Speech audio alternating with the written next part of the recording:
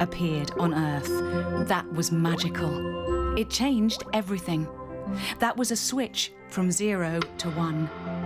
Humans started to create, to invent, to make things better. Of course, it took a bit of time before I saw the first fires. But from there, I can tell you, they kept surprising me. I saw the wheel, philosophy, the compass, maths, the clock, the printing press, the steam engine, electricity. And when I thought there was nothing else to invent, it went even faster. The computer, internet, navigation systems, smartphones, smartwatches, artificial intelligence, blockchain, 3D printing, quantum computing. Not to mention, they even came here, to the moon. For centuries, giants in Europe have been the energy behind these inventions. As one of them once said, our revolution is possible today only because we sit on their shoulders. The world is now formed of zeros, ready to become ones. I can't wait to see what they will invent next. But I know one thing. I will be there to watch. Open innovation for a sustainable Europe.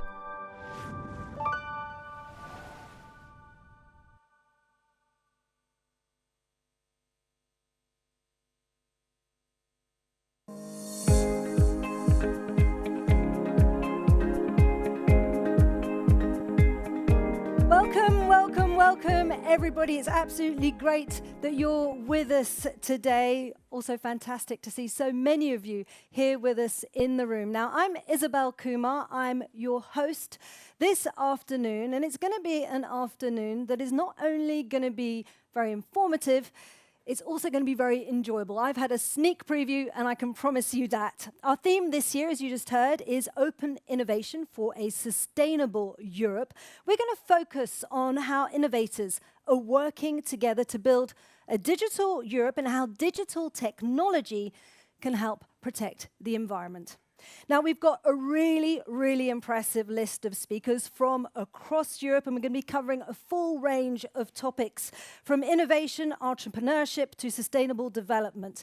And to do that, we've got representatives from the European Union, leading universities, research institutes, global enterprises, of course, some really exciting startups, and future leaders, and they're all going to be joining us today. So you guys chose the right space to be in. So I suggest let's get started. And our first speaker is a member of the European Parliament, Adriana Maldonado. She's served as an MEP since 2019. She's an economist, and she is passionate about European affairs. Now, the importance of innovation, and particularly innovation in digitalization, are issues that are very close to Adriana's heart. And she's going to share with us today her vision to help Europe become a leader in terms of innovation. So do join me in giving her a very warm welcome.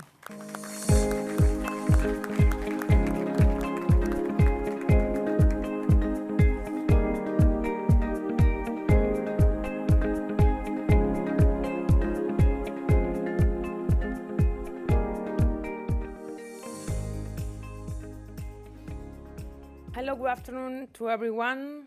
Thank you, Huawei, for inviting me to be here in this afternoon opening remarks about one topic that I consider that is very, very essential nowadays in the European Union. We need to talk about innovation and also about digitalization. And those two issues are very relevant also nowadays in the European Parliament. As you know, since 2019, the European Commission and also the European Parliament start working in a very strategic and very important digital agenda. We put all our political support, our time, and also our knowledge in the digitalization of the European Union. Now, in the European Parliament, we will talk about two different issues that try to cover as a global idea of what we need in the European Union. As you know, since 2020, during the pandemic and now with the war, we have some difficulties. And I think that digitalization and also innovation is going to be one of our best solution. Before I start this session, I can see the video that you put here in this seminar about the different technologies that Huawei use to promote, to be better in our community, in our society, in our governments also. And I think that it's time to work together, the different institutions, also organizations, NGOs, and enterprise as Huawei. Because in this date, we have to cover two different issues, green transition and digitalization. And for that reason, also enterprise and citizens, our community needs that we have a very interesting, but also to cover a very important legislation. I think that enterprise needs security and also innovation.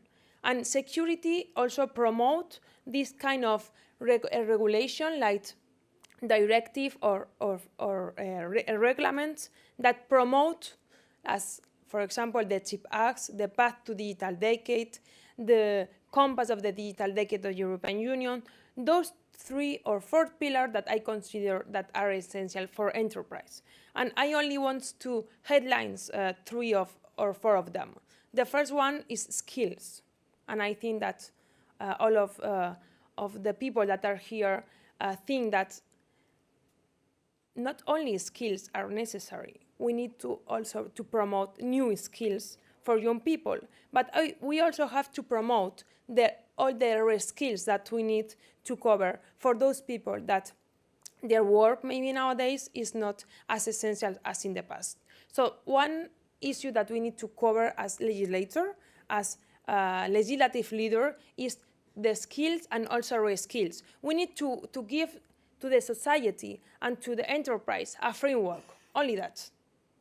We don't need to say the society or the enterprise what they have to do about the skills, but also enterprise need a framework very general about the skills, and I think that we need to work together in the European Union. Also, we have another issue that is autonomic strategy. And this issue is very relevant nowadays in the European Union. Not only, of course, about digitalization. We also see this issue in the green transition and in the gas that after this meeting I'm going to go to Strasbourg to a plenary session, and I think that one of the issues that we covered with this plenary session is what we are going to do with the price of the gas. And maybe some enterprises, Huawei, have also some kind of solution as artificial intelligence. Because artificial intelligence is one of the other regulations that we cover this mandate in the European Parliament. As you know, maybe we have 2 different files, 2 of them, that try to create a framework of security, innovation, and sustainability for artificial intelligence in the European Union. We don't have the solution because the solution is going to have by the society and the enterprise. Us as a legislator can help companies, society, community, university, research center to create a general framework and to say also to the rest of the world what is Europe think about digitalization, innovation, and also humanity.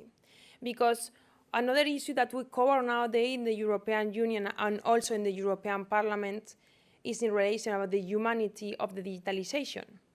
Because if we think that 10 years ago, it's true that our world changed a lot. And nowadays, the 100% of our population need to be connected.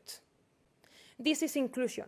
And also inclusion is one of the parts that we try to cover in digitalization issues. So we have digitalization as innovation. We have digitalization as a green transition at how we can promote this green transition, but also inclusion. Because I think that is the third part that we have to cover as digitalization. And only the European Parliament or the European institution can create this framework, help companies, be here, create debates, innovative, be challenged and think that we are able to create a better Europe in relation with digitalization because we consider as a tools. So Artificial Intelligence, Data Governance Act, Data Act that we are now negotiating also in the European Parliament, artificial intelligence, also the DSA and the DMA, you know, those two regulations that try to create also a framework for huge company and plans for in the European Union. And also we have this part that is the main topic that I think that we need to cover now in the European Union, that is innovation and inclusion about digitalization. So the question that we have to be very proud of that in the European Union is that we now try to create a new framework, a new debate about how digitalization can reduce the gap of innovation between societies, between people, but also we need to be inclusive. That's the key question that I hope that also Huawei, also startups, also university can help the European institution to cover this this important issue that as legislator, and I said before, now we have to cover very urgent policy, right? The war, the pandemic, the energy prices.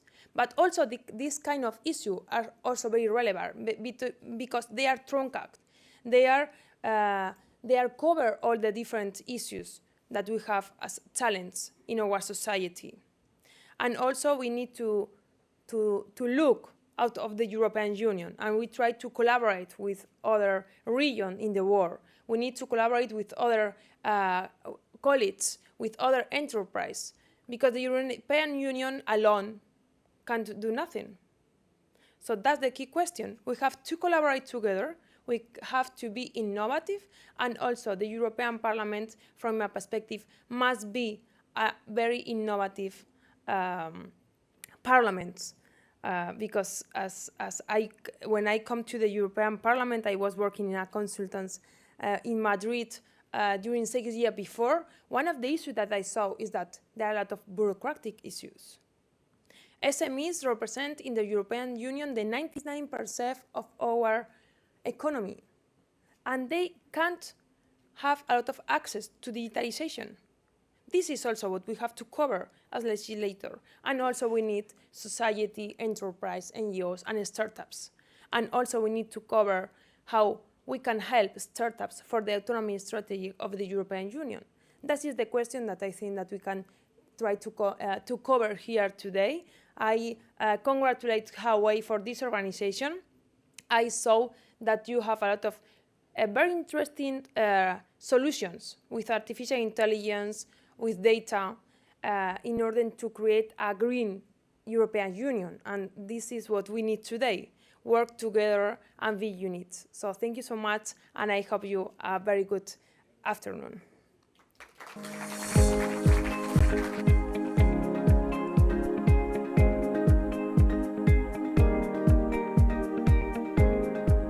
So big thank you there to Adriana, who she really brought up some very important points there. You know, getting a better Europe through digitalization.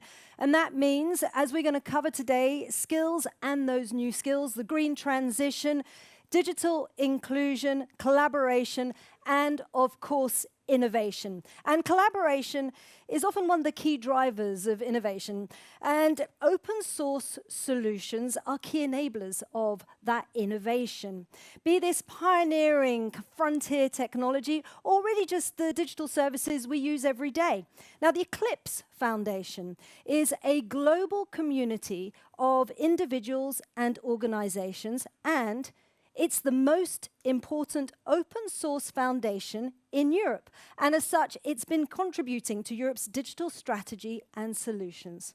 So to find out more, I'm absolutely delighted to welcome Gaël Blondel, who is the Chief Membership Officer at the Eclipse Foundation. Let's give him a very warm round of applause.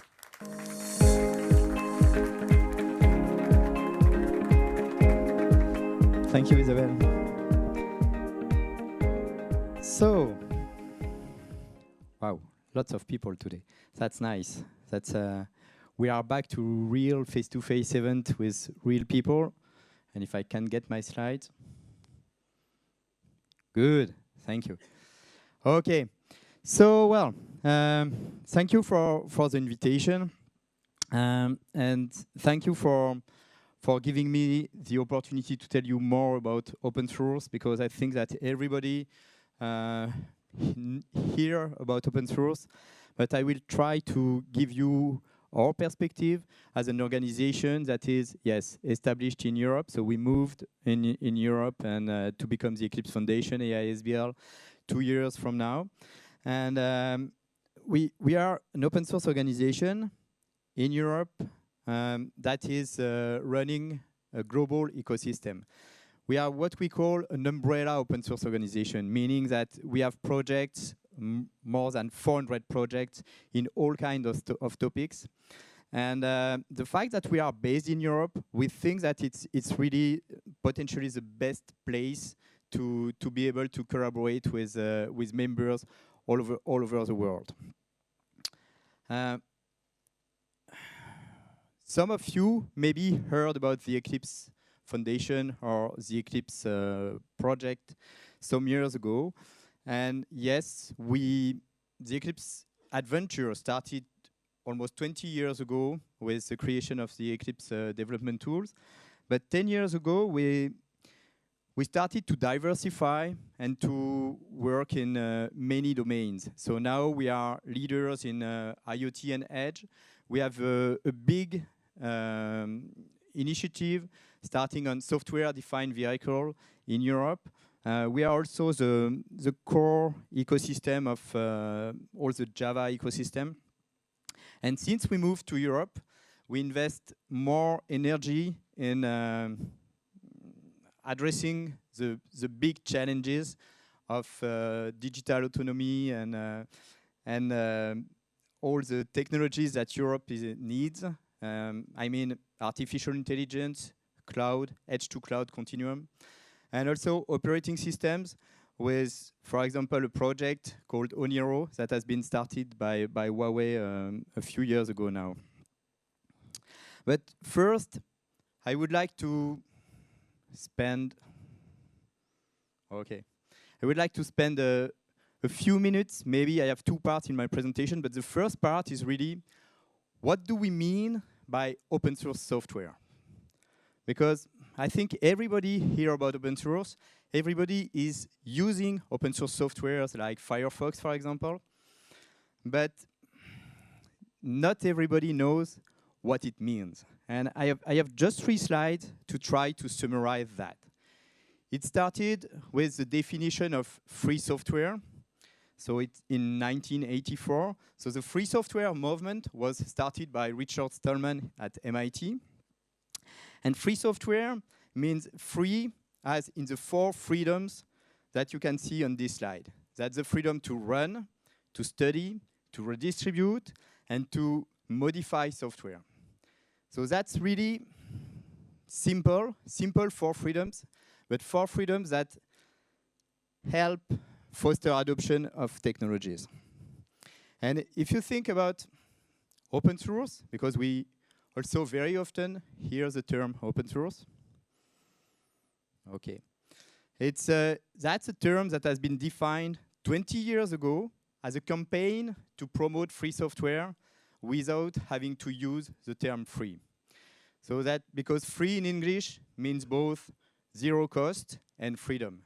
And so just to make it clear that we want the software to be freely accessible, we call it open source. But free software and open source, that is the same thing, more or less.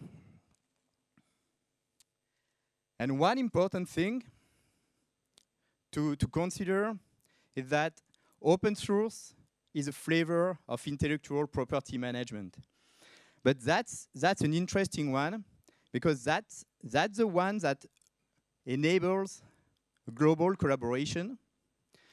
And that's an interesting intellectual property management framework that is understood everybody in the world.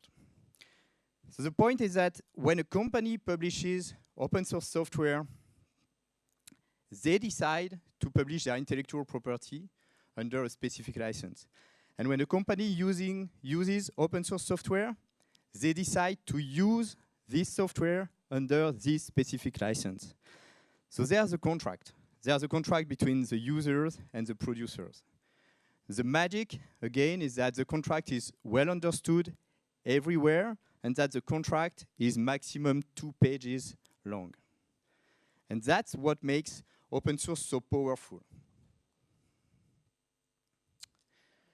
Also, one comment on free technologies. This photo has been taken for the celebration of the 30th anniversary of the World Wide Web. And of course, Tim Berners-Lee is the inventor of the World Wide Web, and Vint Cerf is a co-inventor of the internet. And the world, as we know it today, I think that without the web and without the internet, none of us would be here today, I think. Okay? But why did it work?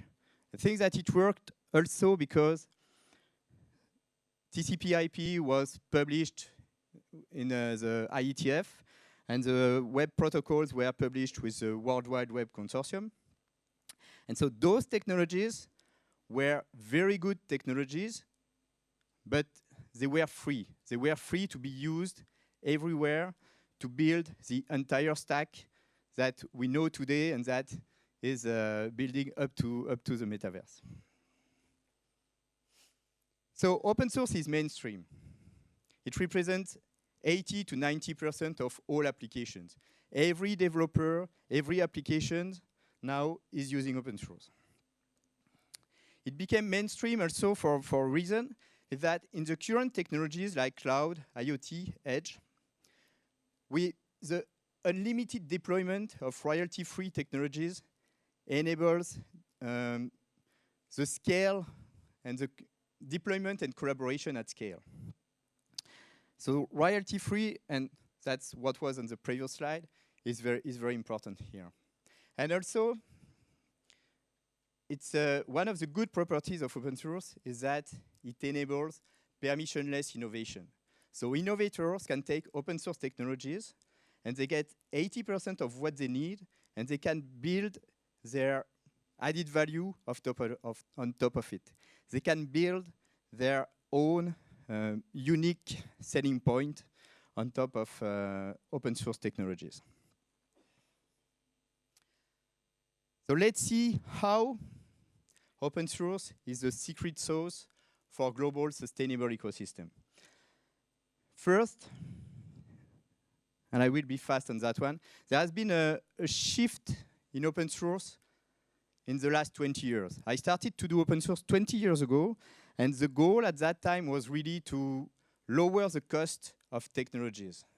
But 10 years ago, with big data, and now with artificial intelligence, with cloud, etc., you can see that big and smaller technology companies, they use open source to gain adoption of their technologies.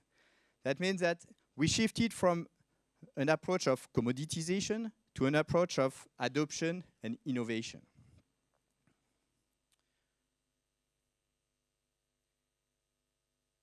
Then I would like to spend a few seconds of open source best practices. At the Eclipse Foundation, we foster the adoption of those open source best practices: transparency, openness, and meritocracy. Not because it's fancy, but because we think that's the right way to implement open and sustainable ecosystem. So transparency means that everything in a project should be public. Every decision should be in a wiki, in a mailing list, in a forum, so anybody can understand what is the vision, the technical vision of the project, and somebody with the skills, and that's the skills in open source are very important, somebody with the skills can understand what the project is about and can decide if they want to participate. And then comes openness, which means that everybody should be able to participate in an open source project. And meritocracy means that people get more rights as long as they participate concretely. So you start as a simple contributor to an open source project, and when you have demonstrated publicly your capacity to contribute, you can be elected as what we call a committer, so somebody with more rights, and then you can be elected to a project leader. And we think that those three properties are the properties of the most successful open source projects. I will not describe everything on that slide because I have only 3 minutes left, but here the point is that we can do business based on open source. And the secret to do business with open source is that you need a governance layer, and the governance layer is there to ensure vendor neutrality. And open source is really about collaboration. Collaboration with the industry, collaboration with your peers. And I think we are talking about Europe. I think that industry players in Europe are sometimes smaller than in other countries or continents. But thanks to open source, we can certainly join forces to reach a critical mass to develop the next generation of open source platforms. And on top of the collaboration layer, on top of the platforms, there is the value line, and that's where people can compete, create product, and compete on product and services. So the point of my slide here is that you should not think that because you do open source, it's not possible to do business. Everybody is doing open source, and the most successful companies are using and contributing to open source. And I would like to say a few things about sustainability. So, well, more than 10 years ago, we had a project with Airbus. And the goal of the project was to ensure unlimited support for development tools and technologies and software technologies. And the reason was, the goal was to use open source to provide unlimited support. And the reason behind that was that an aircraft project, the lifetime of an aircraft project can be up to 80 years from the beginning of the development of the project to the retirement of the last aircraft. And if you think about it, over the 80 years, you will have to maintain software. You will need development tools to maintain software. And very concretely, I can tell you that the A320neo, so the new generation of A320, they use the same tool chain they designed in 1984 for the A320. So that's true. So if you use regular proprietary IP in this context, that doesn't work. So you really can use open source to ensure you have the legal framework, and you move from managing intellectual property to managing the skills and nurturing an ecosystem around your project. And finally, I think that open source is a real opportunity for European companies to have a new leadership in technologies. For the moment, all European companies are using open source. Everybody is using OpenStack, everybody is using Kubernetes, everybody is using TensorFlow or PyTorch. But the next step is to contribute, because when you contribute, you make sure that your requirements are taken into account. And the vision is really to take leadership in open source, to join forces around open source platforms, and to use the adoption power of open source to push those platforms to the globally. That's my conclusion. Thank you.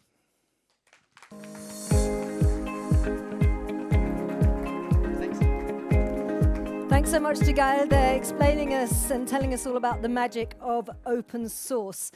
But there's a stumbling block, because as industries and businesses apply more digital technologies, one of the biggest challenges they're facing is the lack of ICT talent.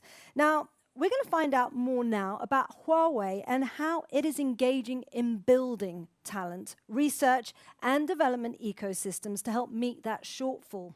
Now, our next speaker has held a number of highly prestigious positions in academia. He's co-authored hundreds of publications and holds more than a dozen patents. So Dario Rossi today is the director of Huawei's Paris Research Center, and he's going to tell us how Huawei is acting to nurture new talent. Do join me in welcoming him. Thanks, Isabel, for the kind introduction. So the next 15 minutes, you're going to spend them with me. So I'm going to start if the presenter wants.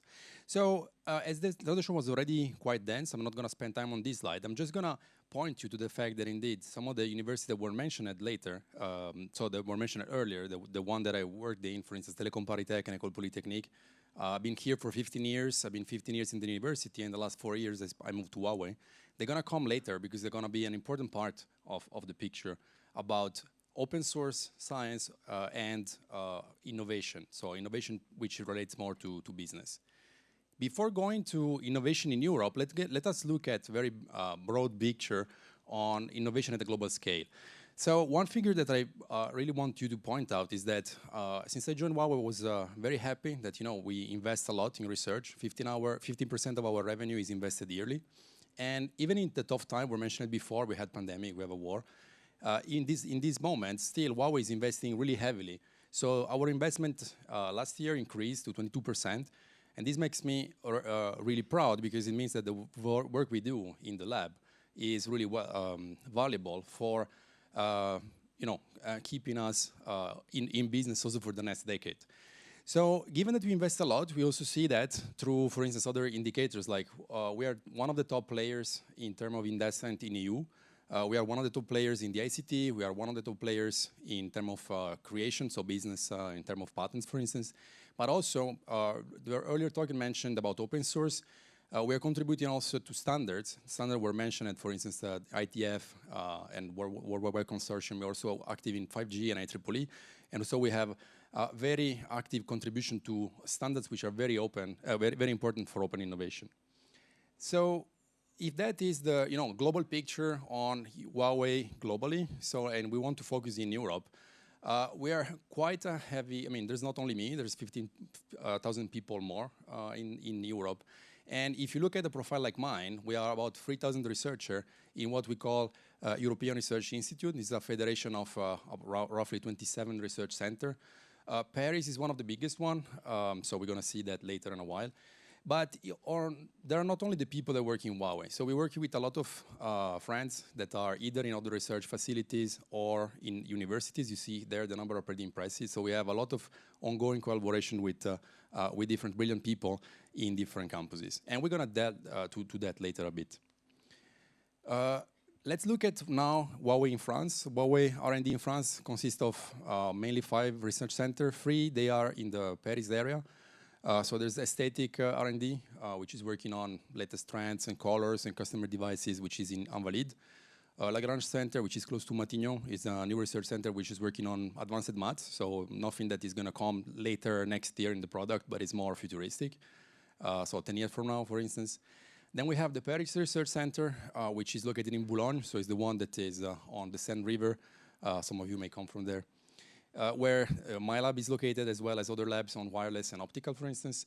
And then we have 2 research centers which are in south of France, one in Grenoble working on sensors, and one in Nice working on digital signal processing and image signal processing.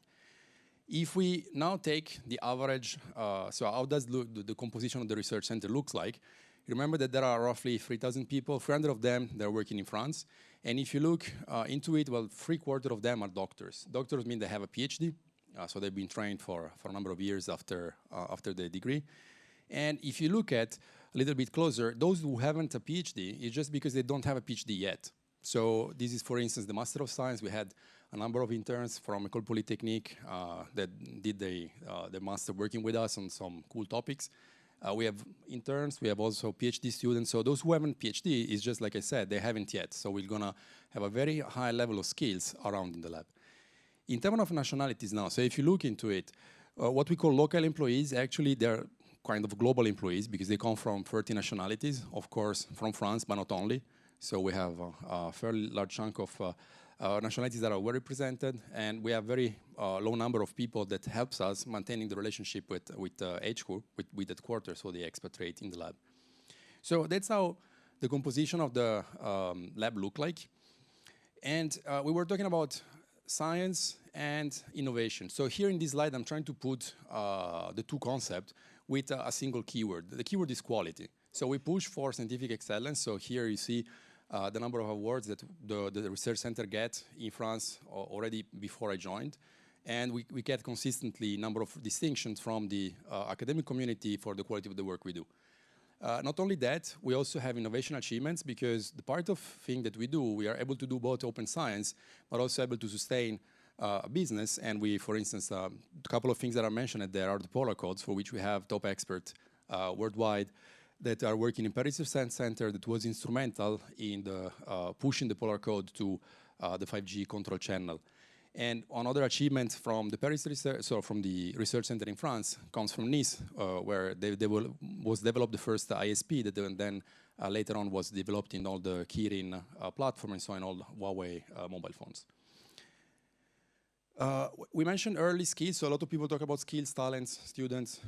We know, I mean, I've been trained generation of brilliant engineers from Polytechnique and Telecom Polytechs and know the value. So you see there that we have been funding consistently ICT competition, which is a nice way to expose students not to academic work, but to real work, which is top of the notch type of problem we have. And so we've been training, each of these different programs in each of the different schools we're partnering with, Polytechnique, Telecom Polytech, UNS, etc. But we also supported global, already well-established program like ICPC, just to mention one. So we've been participating to it a lot. And we've been also launching European University Challenge. Actually, we were quite unlucky because, as everybody else, we had to suffer through pandemic. So in France 2019, we had the physical event. Then we had a couple of the edition which were online. And this year, we pushed at Viva Technology, so a few months ago at VivaTech, another format for these challenges, which is more European. So now it's online. And we're investing a lot of time to make sure that the students are exposed to the really world-class problems. And I can tell you, working in academia before and working in Huawei, definitely what makes a difference is that here you have access to really a set of global problems that in a single university, no matter how good you are, it's going to be difficult to have access to the same set of problem and data. And so we're investing heavily into making this problem accessible to students, so to basically train them and expose them early as possible as what is the interesting problem in research. Now, I know that this is not a technical audience, so I don't want to kill you all guys, but let me go through some of the type of problems that we are working on research. And, this picture is very colored. What I want you to notice is that the time scale goes from something which is clock cycle, a gigahertz speed, meaning a clock cycle is something that lasts 1 nanosecond, and we have also years. And in a year, there are 30 million seconds. So the labs, the team in the lab, in my lab, they're spanning really a really large span of different time scales. So we're working either on a very, very fast time scale. For instance, network operating system, we need to make sure that the operating system is supporting the ability to have a message flowing from the CPU to the memory and going out of a NIC, so network interface card. To be able to build the statistics on the different messages which are exchanged so that we continuously have a view of the traffic at microsecond timescale, that then we can push to AI, for instance, our engine that can take decision at dynamic timescale in a matter of seconds. And then from time to time, we want to optimize the resource of the network, let's say at a hourly time scale, so that we have a better global view. And when we optimize the resources, somebody has put the resource in place. And so somebody has had to compute how much resources would you want to have. And of course, we're not going to add a new resource every week. And so this is where we do a planning for the next 6 months or so on. And of course, somebody had to invent the protocols, and open source and open standardization takes years. And so this is where we are working on the full value chain. So given that it's not possible, to give you details on what we're working on, let me share with you the philosophy. So here, the type of approach we want to have is that on the one hand, we want to keep doing research at the highest level, so having sky-high ideas, sky-high research, and a principled approach to solution, because then we know that what we are doing has solid ground in terms of theory. But then we want to make our algorithm and our solution cross the reality line, and so I go into real grounded problems and to solve real grounded problems, so being used in practice in our product. In the 4 minutes that are there, just gonna comment with you, share you something about what we do in AI, and I'm gonna take it from very early because the further back you look, the further ahead you can see. And so I just want to posit that in the term of human history evolution, every time there has been a new technology that was a breakthrough. It was fire 10,000 years ago that meant people go from age of stone to age of metal. And then we had, the steam to power the first level of industrialization. Steam would then turn into electricity. Electricity made industrialization moving faster with assembly line. But then people realized that with electricity, you could encode zeros and ones, and so started making logic to program devices. And then with the same electronic signal, you could send them across the internet. You see there the same picture, the same guy, Vint Cerf, who received the Turing Award in 2004 for that. And these very same signals, well, these are the ones that power our brain, so we can also think through that. And so AI is yet another very good technology that everybody's talking about. And this is something that won recently ACM Turing Award in 2018. Here there are a little bit more details on the last 50 years. I don't want to go a lot on that. I just want to point out that, from the very beginning, we had the independent evolution and very early attempt of cross-pollination. So in the 70s already people were using AI technologies. But it's not until the very, very recent time where we started having real increase of AI adoption in network, which I call here AI assisted. And what we're working on in the lab is both AI assisted as well as more future. So how to further blend the evolution of AI and network in order to have an AI native confluence of these two technologies. These slides are very dense, so the point is not that just to show you colors, okay? So to share you that, okay, what is AI? Well, typically AI is slides, and machine learning is code, or open source code, for instance. And so when we want to do the real thing, what we start is that we start from real use cases, some of which are listed here.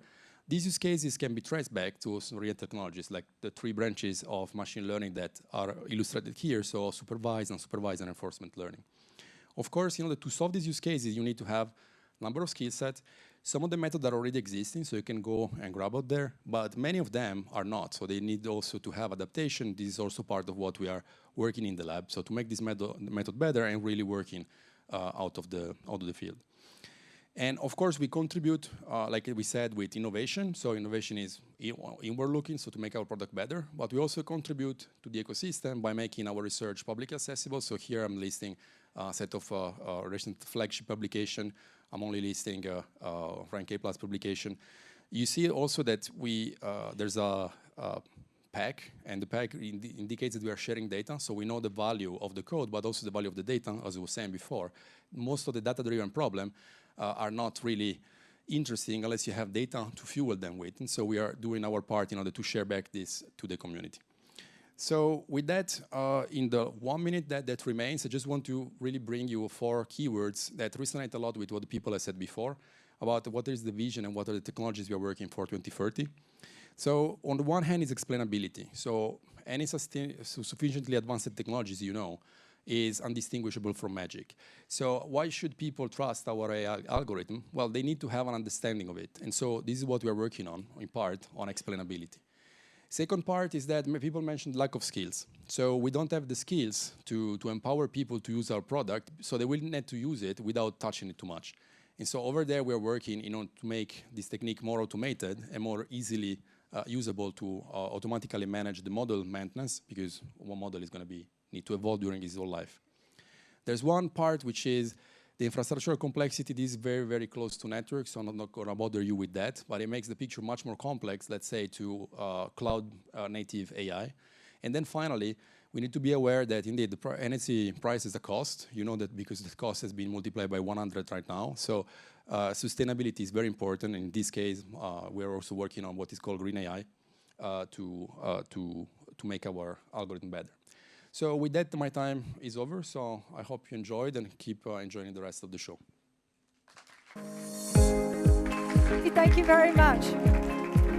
Well, there was a lot to take in there. Thanks so much, Dario. I think we might run a test afterwards to see what everybody took in. But machines and humans and businesses, we do know, have the potential to become winning teams. But one of the questions we're going to be asking is how. Now, our next two speakers will be sharing their experiences of best practices. Now, Empolis uses knowledge computing and enterprise AI to empower businesses in their decision-making, developing smart software solutions and leveraging digitalization to develop new business models. So how can products and services be rethought in a digital way, I ask you? Well, to find out, I'd like you to join me in welcoming Rainer Terluter, who is the Vice President of Industry Solutions at Empolis Information Management.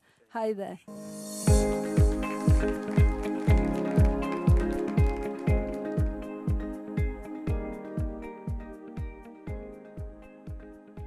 So, yeah, thank you very much, and good afternoon from me. Welcome here.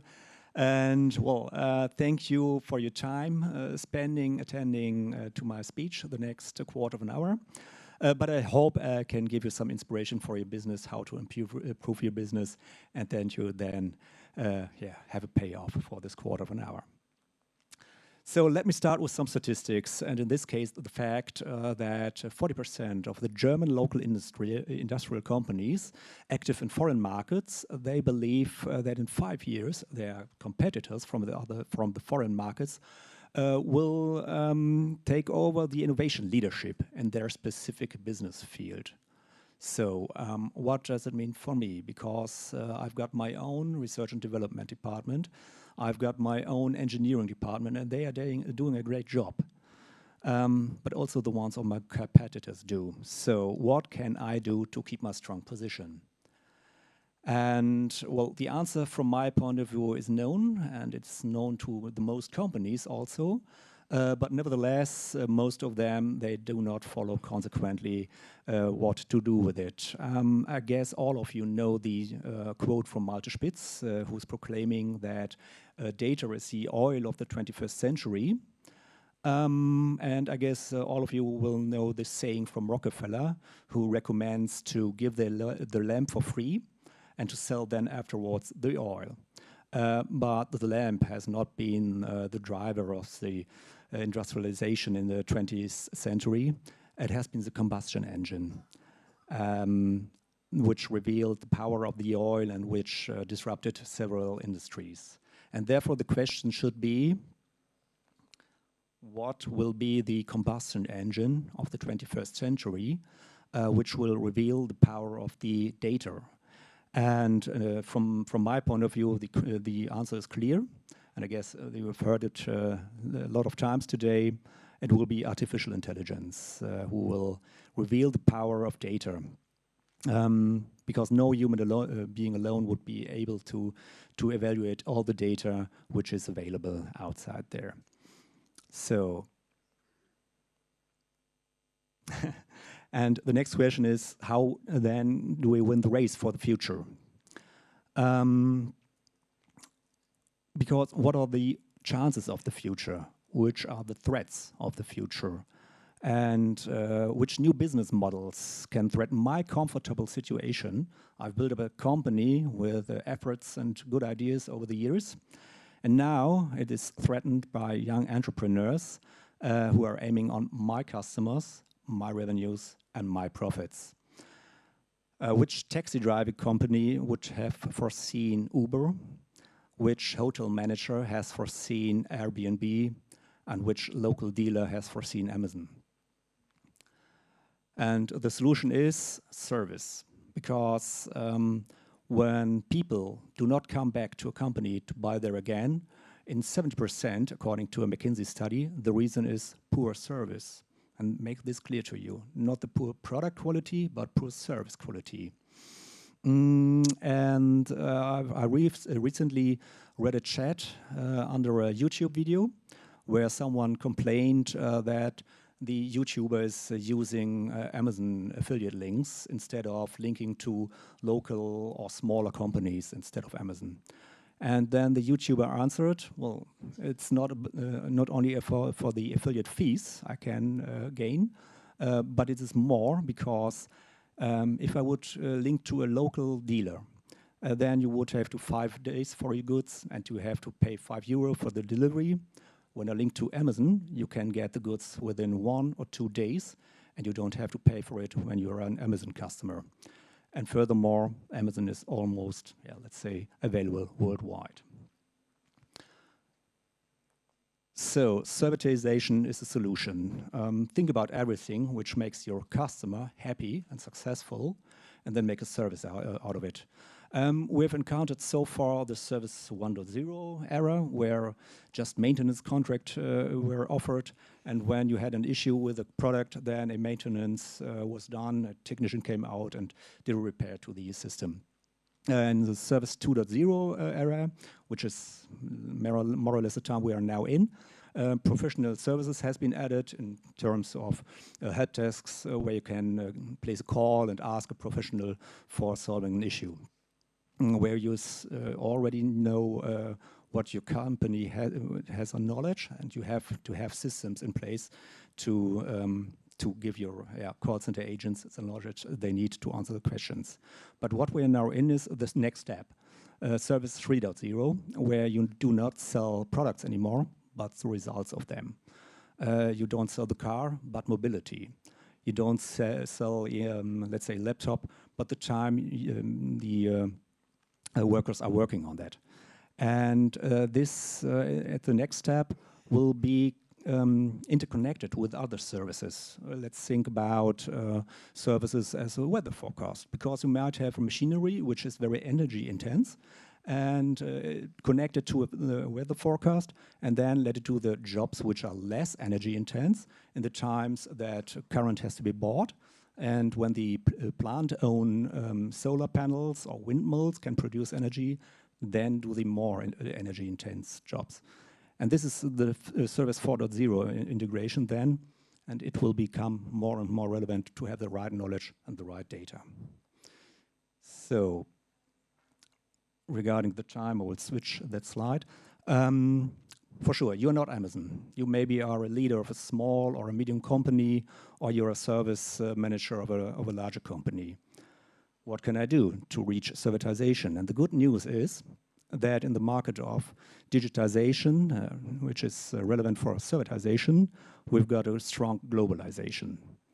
And the key message from this slide, from my point of view, is not that we might have a dominance on the US market, but the key message is that you have digital platforms available on every continent, and you can just choose which one will pay off for your business and then start to digitize and servitize your business. Regarding this quote from Barack Obama, where he says, "We now live in a world where the most valuable skill you can sell is knowledge." Well, you've got strong partners as Huawei or Apple is with you who can enable you to sell your knowledge. I've got one example with me. It is KUKA, the renowned company manufacturing industrial robots. And they need to answer all the questions of their professional users, because if they could not do this fast enough, that would mean production is standing still with the effects on cost and money. And therefore, they have invented several services with which their customers were able to search for every information that they lack. And then they had several platforms, and no customer at the end knew where he should search the information he's needing now at this moment. What we have done together with them is to have a one-stop shopping system in which all the systems and all the information is integrated using using AI that the customers or the own technicians are able to find the information they are searching for. And this is based on cloud, on a cloud service, in our case, Ampolis Service Express. And they have then turned the technical documentation cost center into a profit center by just selling subscriptions to customers who want to have more detailed information, more customer-specific information. Another example is Koenig & Bauer, the second largest producer of printing devices worldwide, and they print really everything: newspapers, banknotes, credit cards, or your milk cartons. And they will explain their example by themselves.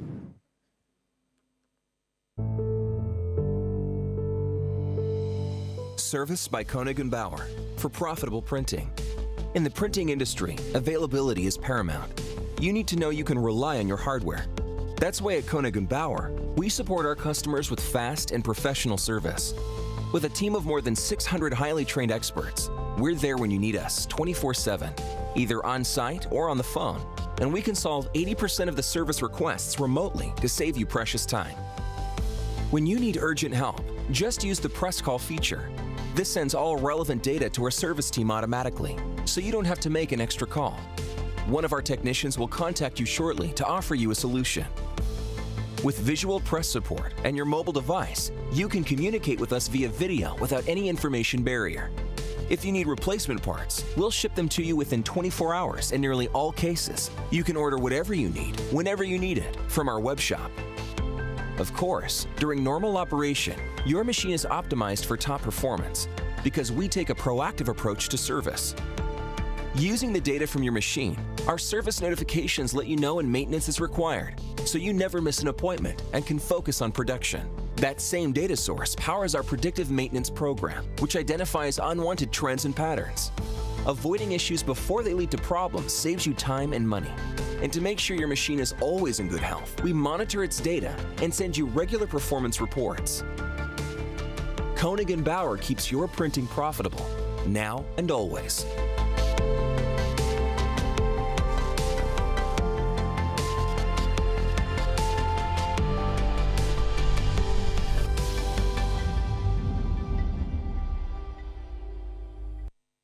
So what we can see there is an example for a business built upon the cloud and artificial intelligence, just using bots which are pre-configured and which can help the Koenig & Bauer customers to avoid downtimes, which again saves cost and money.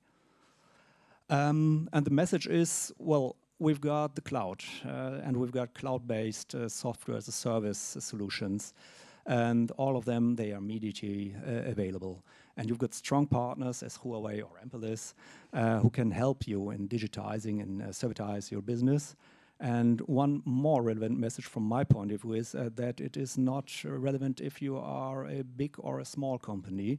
You can start immediately.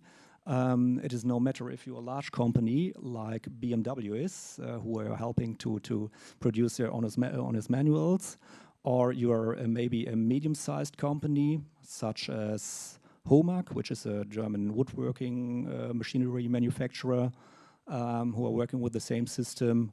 Or even one example, and I love this example because Andres, it's a forklift rental company from Germany, and they've got 15 people, and they've digitized their business, they've servitized their business with means of Ampolis technologies, with means of cloud technologies.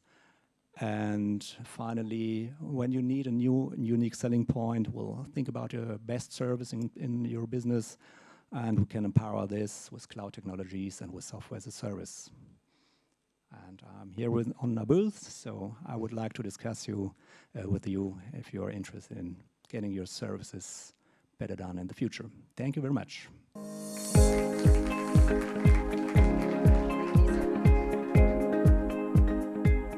accelerating the digital transformation is not only going to come to the rescue of businesses, it's also very importantly coming to the rescue of the environment. Now, in the urgency to find solutions, there are new collaborations taking place across industries. And in that spirit, and to shed light on the subject, I'd like to invite our next speaker, and that is the CEO and founder of Green Tech Innovations, and that is David Shakiri.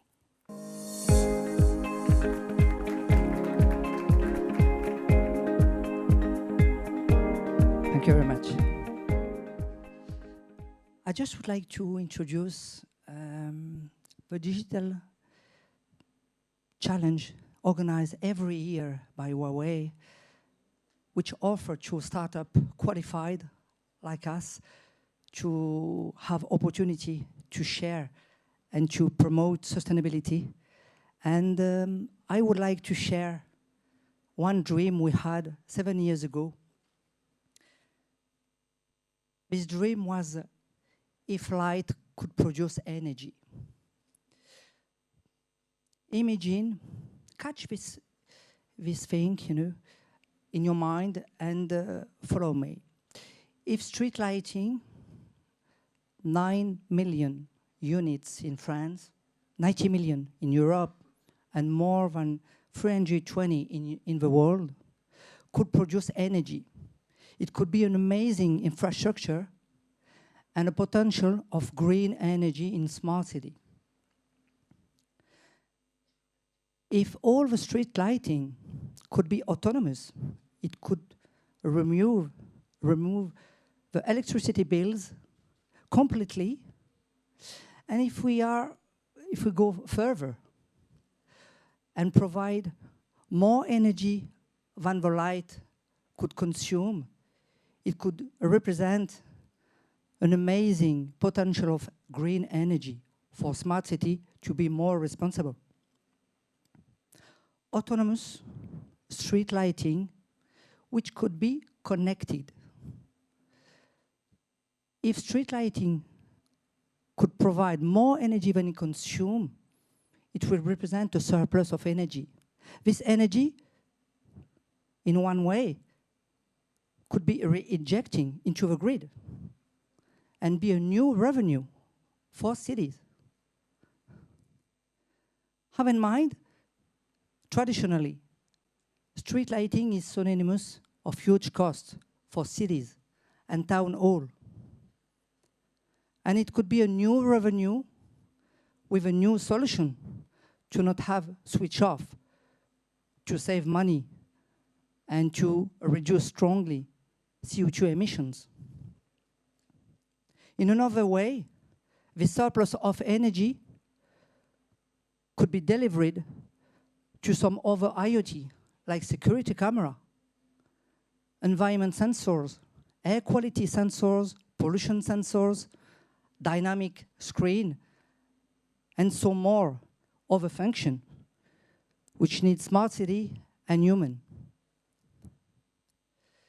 If our dream could be true, it will be amazing for a new approach for street lighting, because street lighting could be a very interesting infrastructure, not just for delivering the light, but some other function, because energy is the main point for all these devices.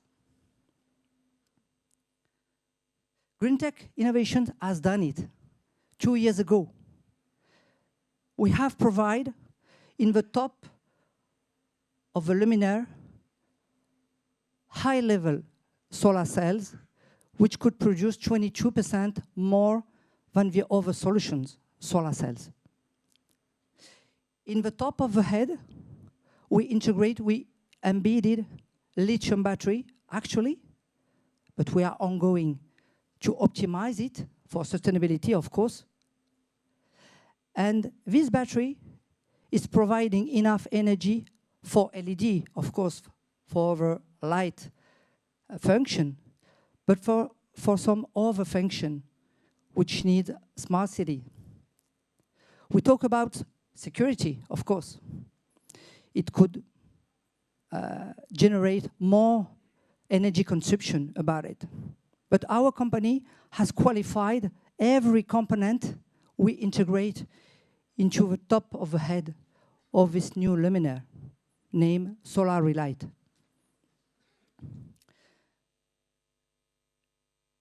This solution has been patented, and we didn't do it by ourselves. This is the main message. We have been supported by 6 French laboratories to validate every step we have done in research. And most of industrial partners, they have tested, validated, and now they are promoted, our solution in France, of course, and recently, outside the borders. In 2020, we have been labeled by the International Foundation Solar Impulse. It is very interesting because this foundation labeled profitable solution, and if the solution has a deep impact, positive impact for environment, which is very interesting.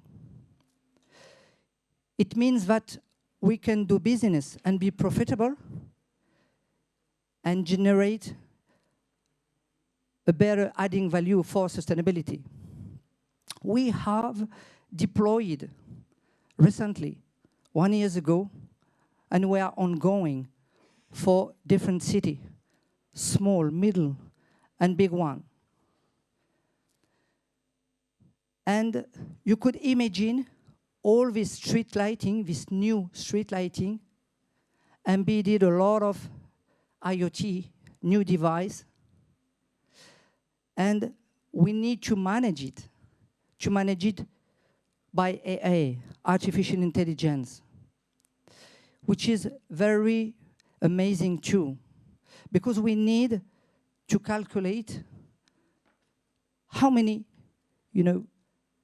energy consumption all our devices are using to not have some blackout, or define a priority between them.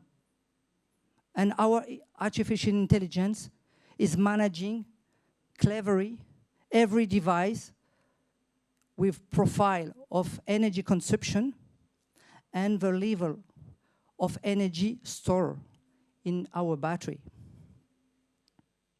Imagine 5G and ongoing 6G integrated in the new street lighting, totally autonomous, which could represent a new approach for autonomous cars in the smart city. Is it a good artificial intelligence solution? Because imagine with us, by the time several million of street lighting, new street lighting, using artificial intelligence. Existing street lighting are not using so much energy, so we have a new problem. What it is?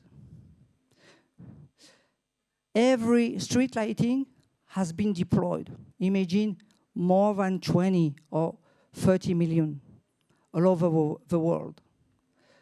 Integrated most of devices. All these devices are using energy. Energy, of course, is provided by green energy and solar cells. And to optimize the system, we have combined data, weather data, to calculate the better using of our street lighting and better using for these devices. It means that the system knows what is the weather today and the day after and more, and calculate what is the best profile to work on every device. If energy is not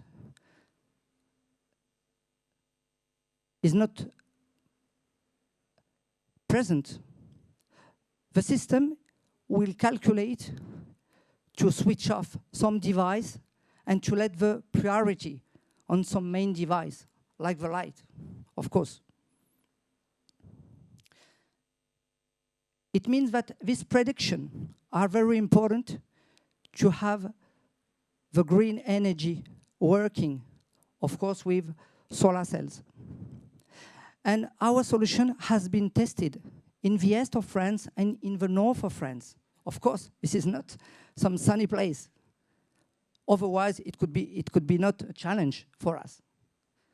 And just imagine what is the adding value for sunny place, of course. But this AI, is it combined with sustainability? Because perhaps we have created a new monster, angry of energy, with all these devices deploying all over the world. That's why we have to have a new approach immediately and to prevent it. We have solutions. Edge is one of them. That's why we have embedded a part of artificial intelligence in every street lighting. It means that we deliver green energy to all these devices, and we have created a new infrastructure. We calculate with our algorithm. The results will be locally. If we didn't have some network, it doesn't matter, like that. And we have now a new approach with green artificial intelligence, which is very important about it, for real time, of course. But the system is aware to define if we need real time to save energy. And imagine smart sensors, cameras, control panels, and so many devices using for smart city and have a new revenue. This is very important to have these three criteria. Economic one, profitable one, sustainability two, and of course performance. But this new challenge couldn't be done alone. We have an amazing team, of course. Some ecosystem, academic partner, industrial partner. And our challenge is to be the champion in every topics, but not alone. That's why we have an amazing challenge. We could do it with all of us. We need everybody. That's why we have offered this amazing opportunity to share it with you. And thank you very much to have shared it with us. Merci beaucoup. Amazing, amazing stuff there. All about collaboration and the power of innovation. And accelerating innovation also means giving entrepreneurs often just that helping hand. And that can be through mentoring, it can be through coaching, and providing platforms to engage with corporate entities. Now, no one knows this better than Jake Phillips, who runs an award-winning entrepreneurship program in Dublin's Digital Docklands. And he supports startups and ecosystems across Europe and the United States. Let's give him a very warm welcome.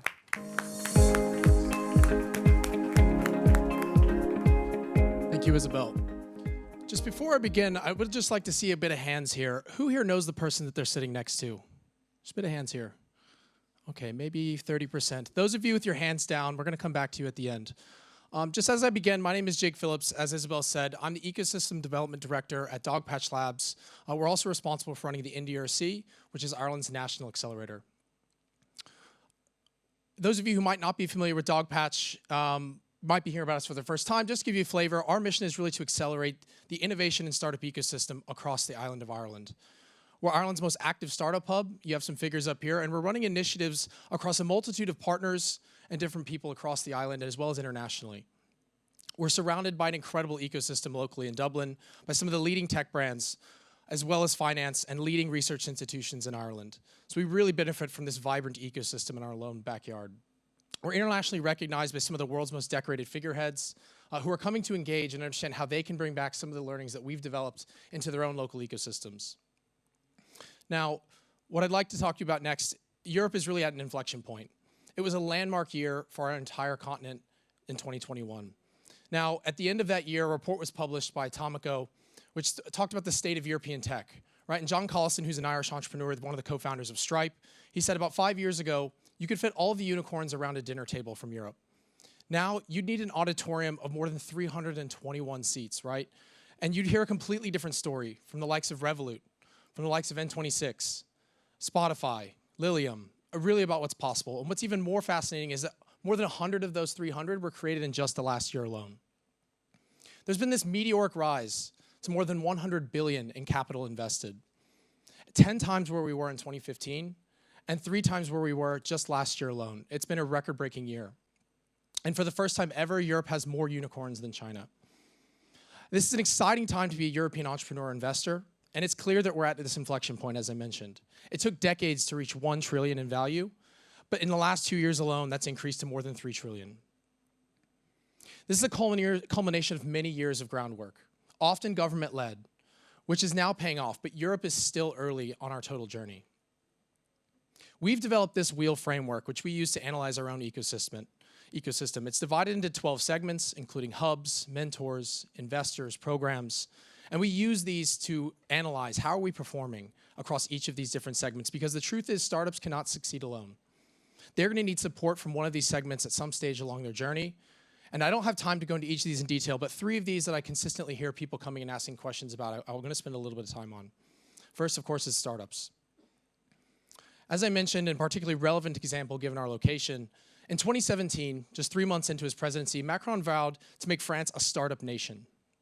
This year, VC funding into French startups has more than doubled, from 5 billion last year to more than 10. And next year, ahead of France taking the EU presidency, Macron laid down a new vision that Europe is going to produce 10 decacorns. That's a 100 billion valuation, right, by 2030. Now, France is not the biggest startup ecosystem. Places like London still have massive economies of scale advantage.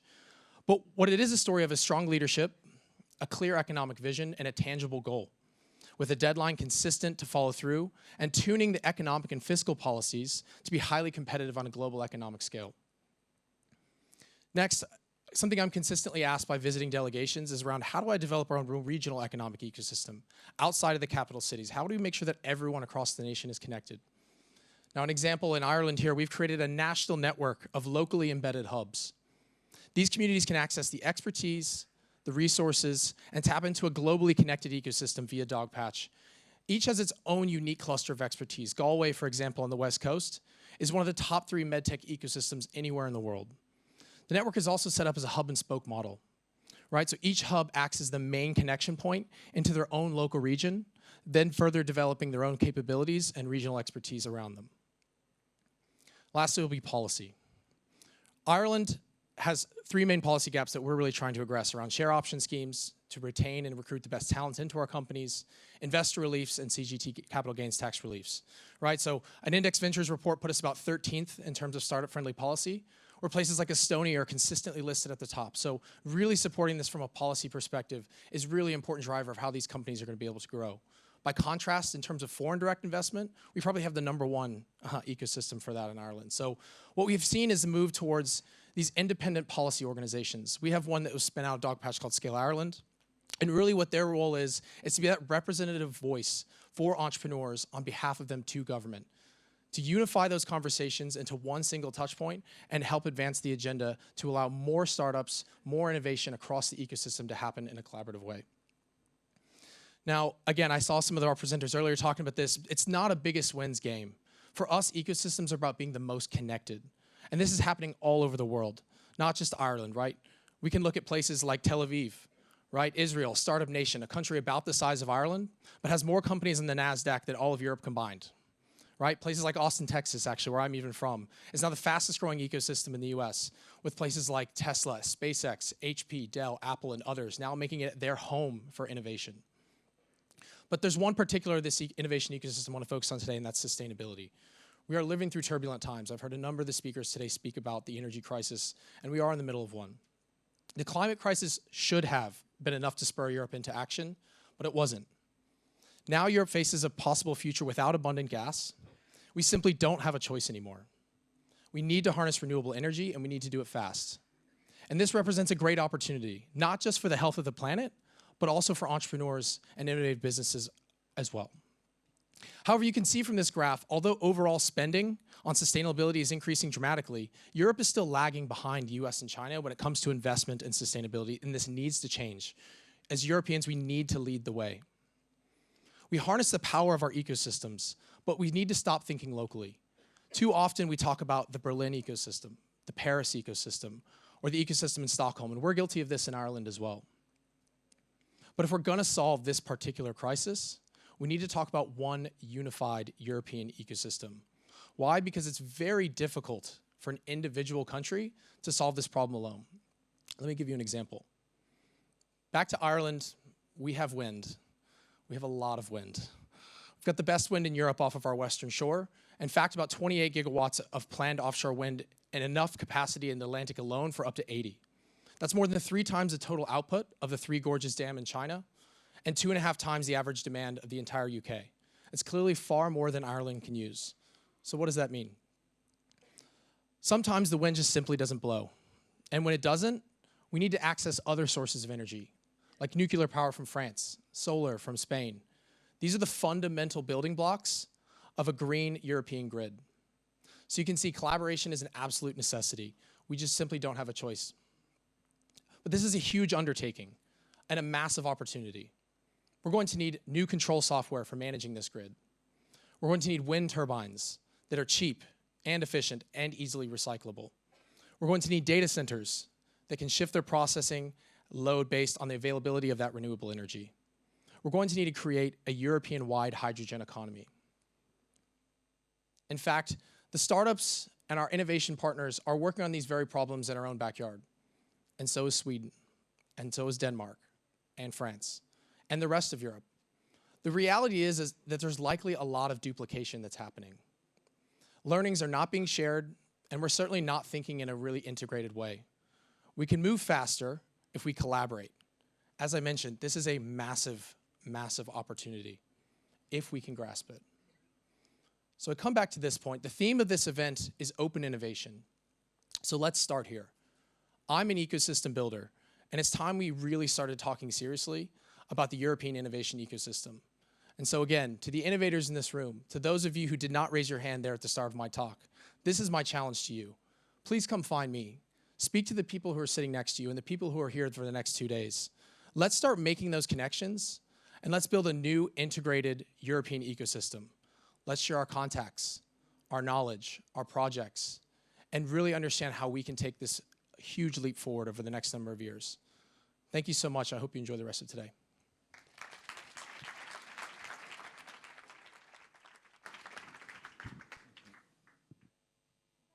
So much to Jake for that great call to action. Everybody should definitely get talking. There's so much talent and so many inspirational stories, initiatives happening here. Now, we're going to dig a little deeper now and further explore how to build up thriving startup ecosystems. And I'm delighted to be joined by a fully fledged expert on the subject. He is Atul Atavale, and he is the head of the cloud ecosystem at Huawei Cloud Western European region.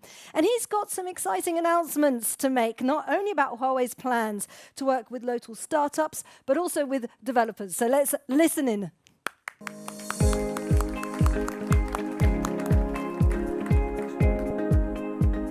Thank you very much. Thank you. Good afternoon, folks, friends. Thank you for this opportunity. My name is Atul Atavale. I'm working as or leading the cloud ecosystem team in our Munich Research Center. We in Munich Research Center is a R&D department for the cloud BU. We'll look into the cloud and look into the different components of the cloud. Firstly, we try to make the cloud more performant. We look into how we can optimize the virtual machines, how we can run the distributed virtual machines. We look into memory and storage, how we can optimize the performance of that. So making the cloud performant itself is the first priority. Then we also look into how we can develop the building blocks, PaaS, platform as a service, to enable the enterprises to use the complex technology at the simplest possible way. So there are topics like computer simulation, digital twins, rendering. Those are the building blocks for the digitalization. And last but not the least, we also look in the ecosystem. We look how we can bring the cloud in the ecosystem to support the industry development and the digitalization of the industry. This is my team where we look in the ecosystem in 3 pillars. The first pillar is cooperation with research and universities. The second one is looking into the standardization activities, especially focusing in Europe. So we are involved in a flagship European projects like Gaia X, Catena X, which is looking into the automobile industry. And the third, last but not the least, we are also participating in a national and EU-funded, co-funded projects, the PPP, the private-public partnership. And this is the touching point where we have the maximum contact with the startups, small SMEs, small and middle-sized enterprise companies, and their ecosystem. And this is where we see the value in the Europe. When we talk about the startup ecosystem in Europe, we are talking about the second biggest ecosystem in the world. It contributes to 20% of the global ecosystem. And it is around about 6 billion contribution to the economy. Why is this startup ecosystem so strong in Europe? The root of this startup ecosystem lies in the very strong foundation of SME, small and middle scale industries in the Europe. So if you just take the Western European region, there are more than 32 million SME companies which are active, contributing to almost 3 billion to the economy. And the main challenges for the digitalization and transformation are in these areas, allowing the SMEs to adapt to the digitalization to generate the value out of this. And here lies the value of this startup economy. And the question is, how Huawei Cloud can support this startup ecosystem to boost, to accelerate, and to grow faster. So I'm happy here, and I have honor to announce the Huawei Cloud Startup Program in Europe. This is a global program. The program is already running in 4 regions. It is started in China, followed by Middle East, Latin America, and Africa, and now we are coming to the Europe. So the program itself is a 100 million investment from the Huawei Cloud in about 1,000 startups in coming 5 years. And what does this program brings to the startup? It has 3 main pillars. And those are the exactly 3 pillars what we have heard in the previous presentations by Jake or by David. The first one is best of the breed, cutting edge cloud infrastructure. So the first pillar is cloud resources.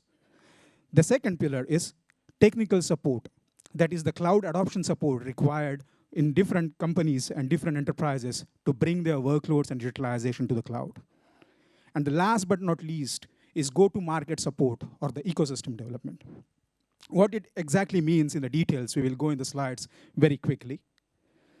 So the first thing is Huawei Cloud or the cloud infrastructure. When we talk about the Huawei Cloud, we are talking about the fastest growing public cloud in the world. We are number 2 in China and number 5 in the global market. And the main benefit of the Huawei Cloud is its one architecture. It has a full stack architecture. It uses the synergy between software and hardware. So it is the data center, the network, the computing, the processing, even the software plane and the software operating system is developed in one hand. That gives the Huawei Cloud the possibility to show the best performance and cost efficiency. But it also allows the Huawei Cloud to have the efficiency in operations and management because everything is managed in one plane. And it gives the flexibility to partner with industry experts and the industry champions on different solution buildings. Looking a bit deeper in the cloud itself, if you see the regions, those are depicted here in the white, are the already which are available on the Huawei cloud.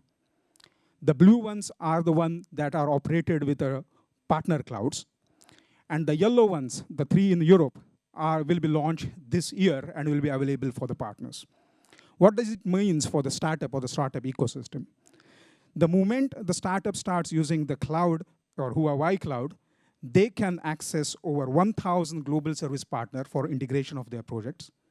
They have 2,000 operation and management specialists, and they have over 10,000 certified service engineers. That means they can deploy their application once on Huawei cloud, and with a click, they can go global and can have access to the local support if required. So that is the main building pillar. The next one is the combination of a Huawei cloud, which brings the cutting-edge technology to the startup ecosystem, and the Huawei mobile services, which provides the first touch point to the millions and millions of a customer with a click of a mouse. The Huawei cloud itself, it has the horizontal full stack integration as well. So the startup does not need to decide whether his application will be deployed on the cloud or it will be deployed on an edge device. As David was mentioning in the street lighting, it is just one application that can be developed once and can be deployed entirely in complete horizontal level. The second one is the startups don't need to have the deeper understanding of the building blocks itself. So if the startup wants to use any AI or machine learning, it does not require to invest a lot of manpower and most importantly, time in doing the same things which have been done by the others 10 times. It can use, for example, Model Art, which is an end-to-end AI integration platform. It comes with a data integration, data governance, model building, the pre-compiled libraries, so it can just start using it and start developing their application, which can be pushed to the customers with a click. So it integrates the DevOps, that is the development with a CI, continuous integration platform, the deployment CD with a continuous deployment platform, but it also gives one plane for the performance monitoring and also for the consumption monitoring. So that is the value, or that is the uniqueness that Huawei Cloud brings to the startup ecosystem. The second most important part is the Huawei Mobile Services, or HMS. This is the ecosystem. The HMS has more than 530 million monthly active users. It has an application gallery which has more than 432 billion downloads till now, and it is growing 12% per year in China mainland and with 56% per year in international level. So once you deploy the application on Huawei Cloud, with one click, you have access to over 1 billion devices in this world. So develop once, deploy many is the key essence. I have brought 3 examples to demonstrate exactly these features or these unique value propositions that the Huawei Cloud and HMS bring to their customers. The first one is Nestia. It is a Singapore-based lifestyle application. They have adapted to the cloud, Huawei Cloud, and they redeveloped their application with a cloud-native integration. What has brought them is they have reduced their time to market. If they have a new version of application, it takes them now hours to deploy and roll out this application, which used to be weeks or months in the past. And they have integrated this in a HMS, the Huawei Mobile Services, which have given them the access to 1.9 million users and about 200,000 active daily users. So that is the success story for the Nestia. The second example is the UCars. It is also a Singapore-based company which operates the online marketplace for the second-hand cars. They have utilized the model arts from the Huawei Cloud to develop the application to give the better user experience.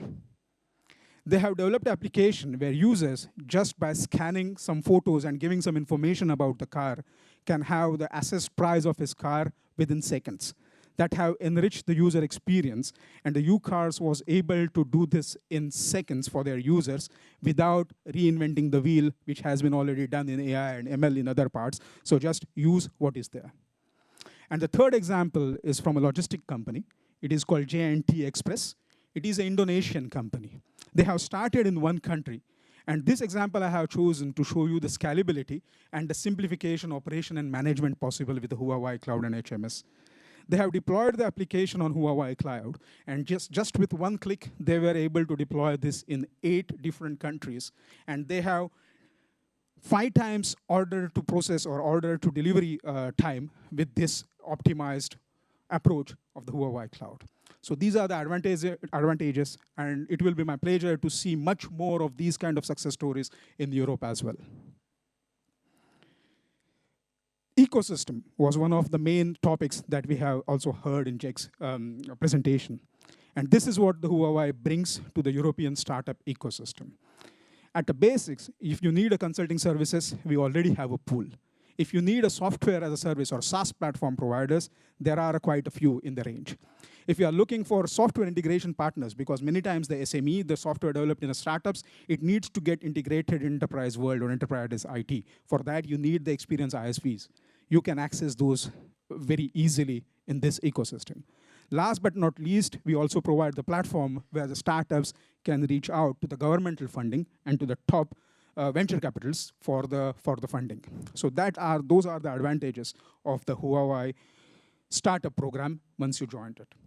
And just to accelerate it even further, and we are looking especially in the 5 technology domains for the startups and in 5 verticals. The domains are AI, ML, SaaS, software as a service, 5G connectivity, the edge computing, data and analytics or data mining, and the 5 verticals which we believe will be extremely important for Europe in coming days or months will be internet, fintech, manufacturing, education, and sustainability or the Green Deal.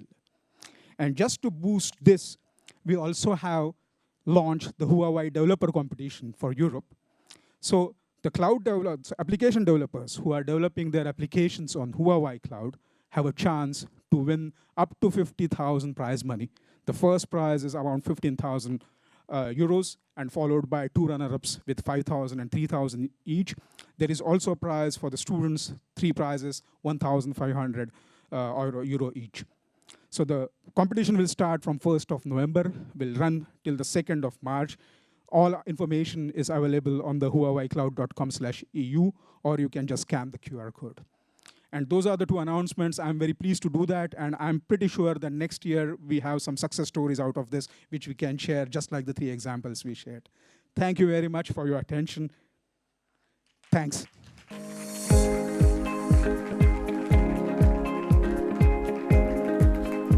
Thank you so much, Atul. And what a great competition to inspire young minds. We're going to take a very short break now. We're going to be back actually in 7 minutes. So time to whip out, grab a coffee, and come back. We're going to meet here at 5:02. Look forward to meeting you back.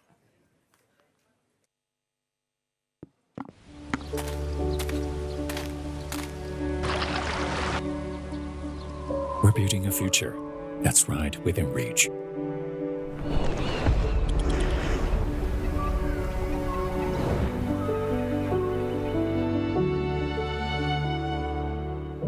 A future where digital technology connects all 4 corners of the earth.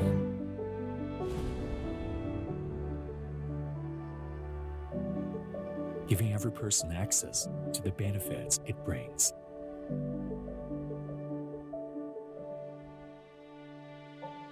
A future where the path forward is stable, straight, and lasting. We're planting seeds of love and hope. Making sure everyone can dream big. Creating a better, intelligent life for all. We're building a future where hard work is respected. A future with a sustainable business ecosystem. We work hard to ensure that every connection is stable and secure.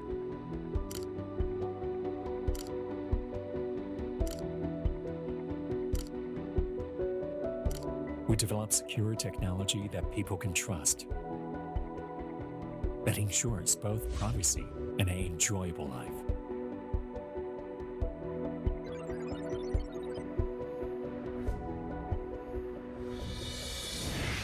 The Earth is our home, And we keep innovating to make it truly green.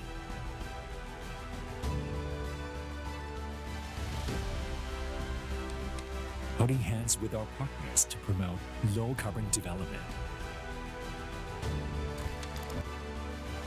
Together, we can serve nature with technology, building a better planet for every living thing. Connectivity brings new possibilities, and a more sustainable future is right within reach.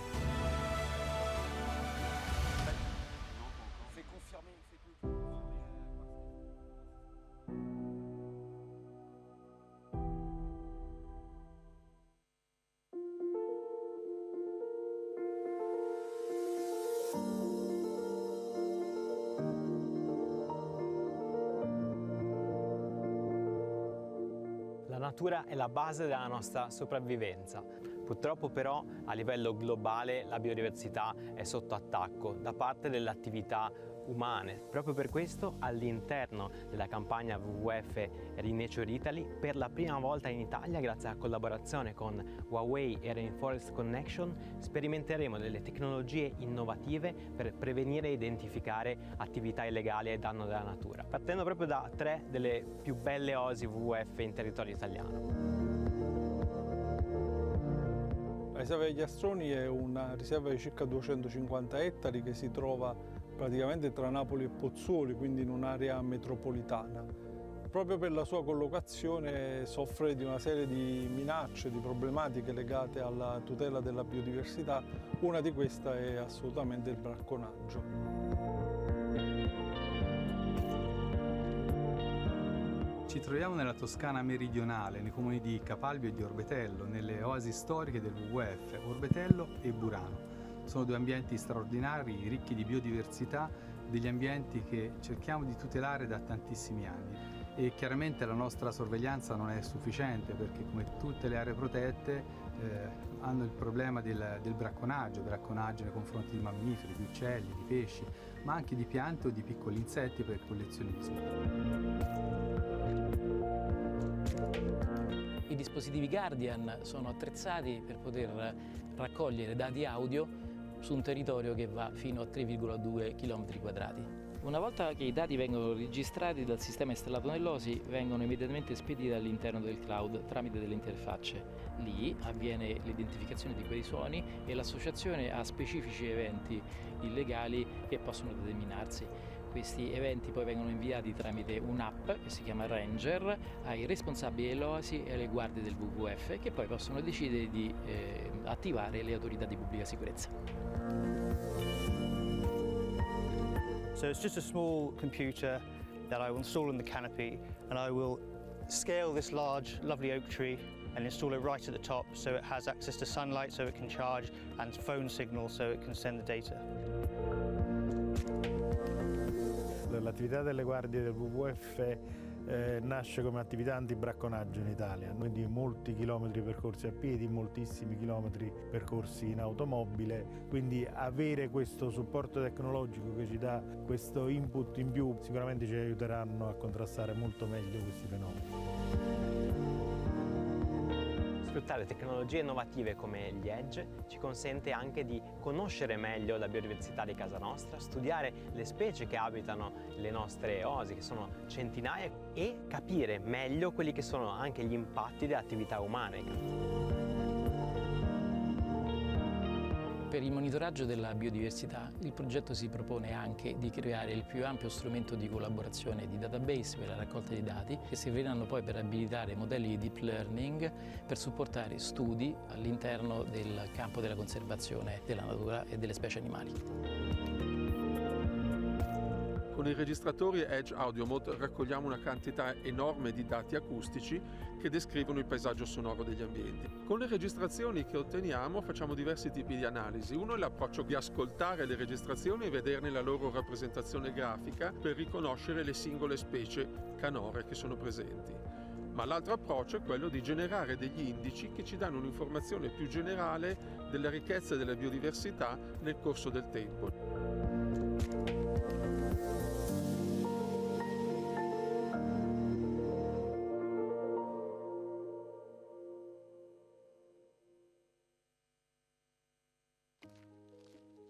I've always been fascinated by the power of image. Technology has always been a way for us to transmit content to the audience. What we do is we recreate vanished worlds to bring history alive.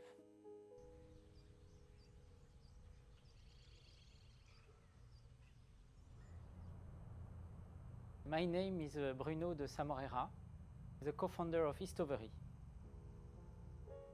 I remember when I met Edouard Lussan, my partner today.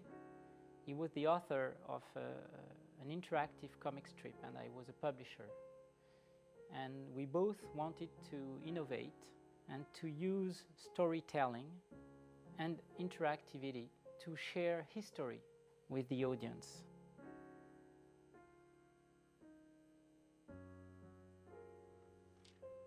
We got the idea of the histopad in Falaise Castle in Normandy. It's a very ancient castle, but it's been heavily restored. And today visitors cannot understand anymore the way people would live in Middle Age. So Hello, me again. For those kind of wafting into the room, if you can take your seats, we are going to try and start in about 1 minute. So it would be great if everybody could start taking their seats. Thank you. To make it alive was not that easy. We wanted to use augmented reality.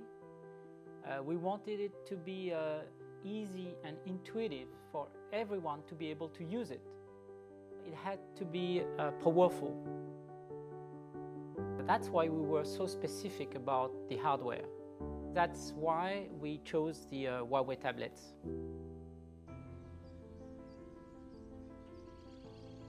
So what we do is augmented visit experience. The idea is to bring history alive again. Today's visitors, when they arrive in ancient monuments, they expect the same level of experience they can have with all their digital entertainment. With the histopad here in Chambord, people can visit this place as if they were with King Francis I back in the 16th century. It's an incredible time-traveling experience. There is a satisfaction of having so many visitors enjoying very much their time in culture, rediscovering history. With 5G, with new innovations, the possibilities of new technology will be even bigger and will help us continue what we do. Technology not only helps to preserve our cultural heritage, it's a way to make it accessible to the younger generation.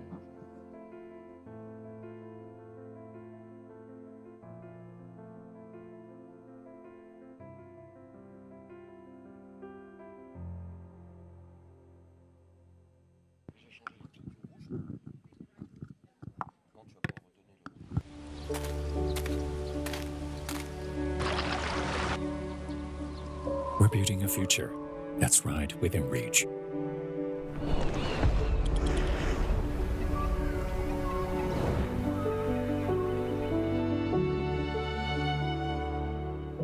A future where digital technology connects all four corners of the earth.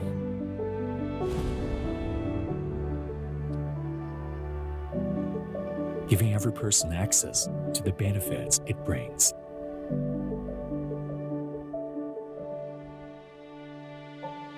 A future where the path forward is stable, straight, and lasting. We're planting seeds of love and hope, making sure everyone can dream big, creating a better, intelligent life for all. We're building a future where hard work is respected, a future with a sustainable business ecosystem. We work hard to ensure that every connection is stable and secure.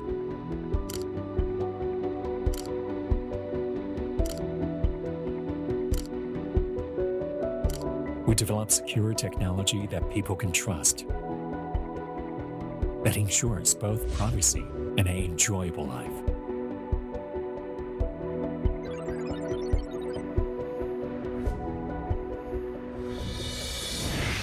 The Earth is our home, and we keep innovating to make it truly green.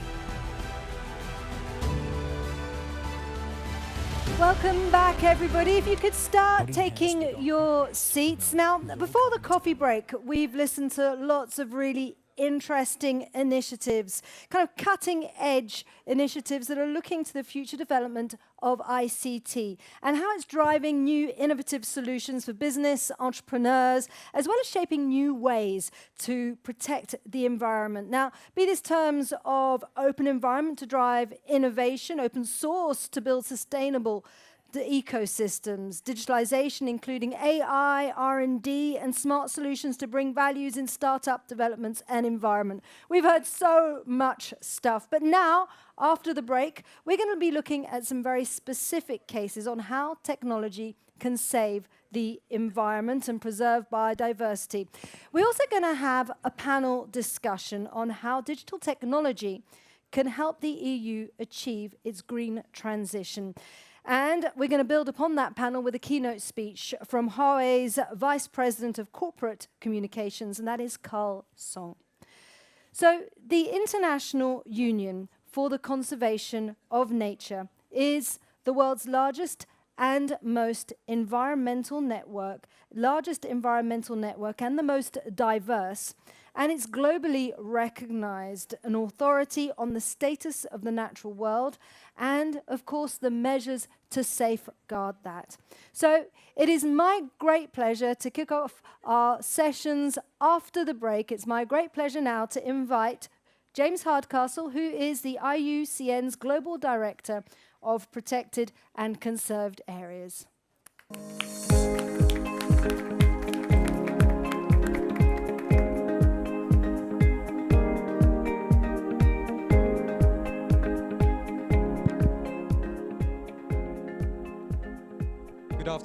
Good afternoon, everyone. It's really wonderful to be here. I used to work as a park ranger, out in the field, in different places, different countries, in nature, really focused on the job at hand, really inspired. And from there, you look around and you think, wow, what can help me do my job better? What are the solutions out there? And there's always a thirst, it's a hard, tough job.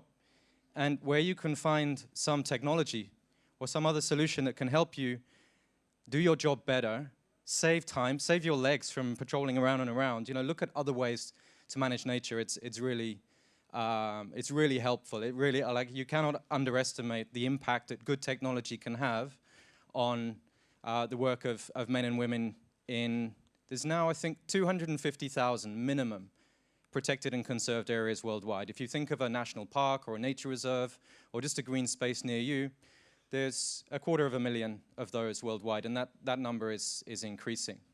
So I want to talk to you today a little bit about how and why technology can help nature conservation and why the ICT sector must help save our planet, essentially. So let's see if I can get the slides.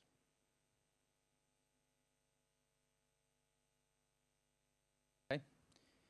So while I find the slides, I really wanted to focus on solutions, but you can't focus on solutions without actually thinking about the problem.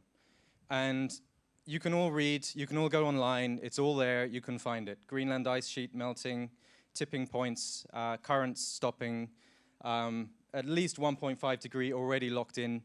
It's a climate crisis. Don't ever say global warming or climate change. It sounds nice, no? Climate change, getting warming, yeah, great. It's not, it's awful, it's terrible, and it's coming our way. But I don't want to focus on that. Oh, the biodiversity crisis, that's the other one, yeah? So a report out last week that nearly half of the world's bird species have declined since 2019. And 1/8 are threatened with extinction within the next 50 years. IUCN, we manage the global red list of threatened species. We have all that data. So it's, yeah, it's coming. Biodiversity is not just about birds and wildlife. It's about the essential ecological services, ecosystem function. When that breaks down, things start to go wrong. Climate is helping break that down, the climate crisis. But the recent pandemic, that's zoonotic disease transfer. That's due to environmental degradation and the loss of integrity and that rub, and things are happening which should not happen. And it's going to increase. But anyway, solutions. So ICT, we can look at large-scale solutions, things like how can we extract carbon from the atmosphere? How can we kind of reproduce extinct species? There's people right now looking at genetic sequences for dodos. Can we bring them back?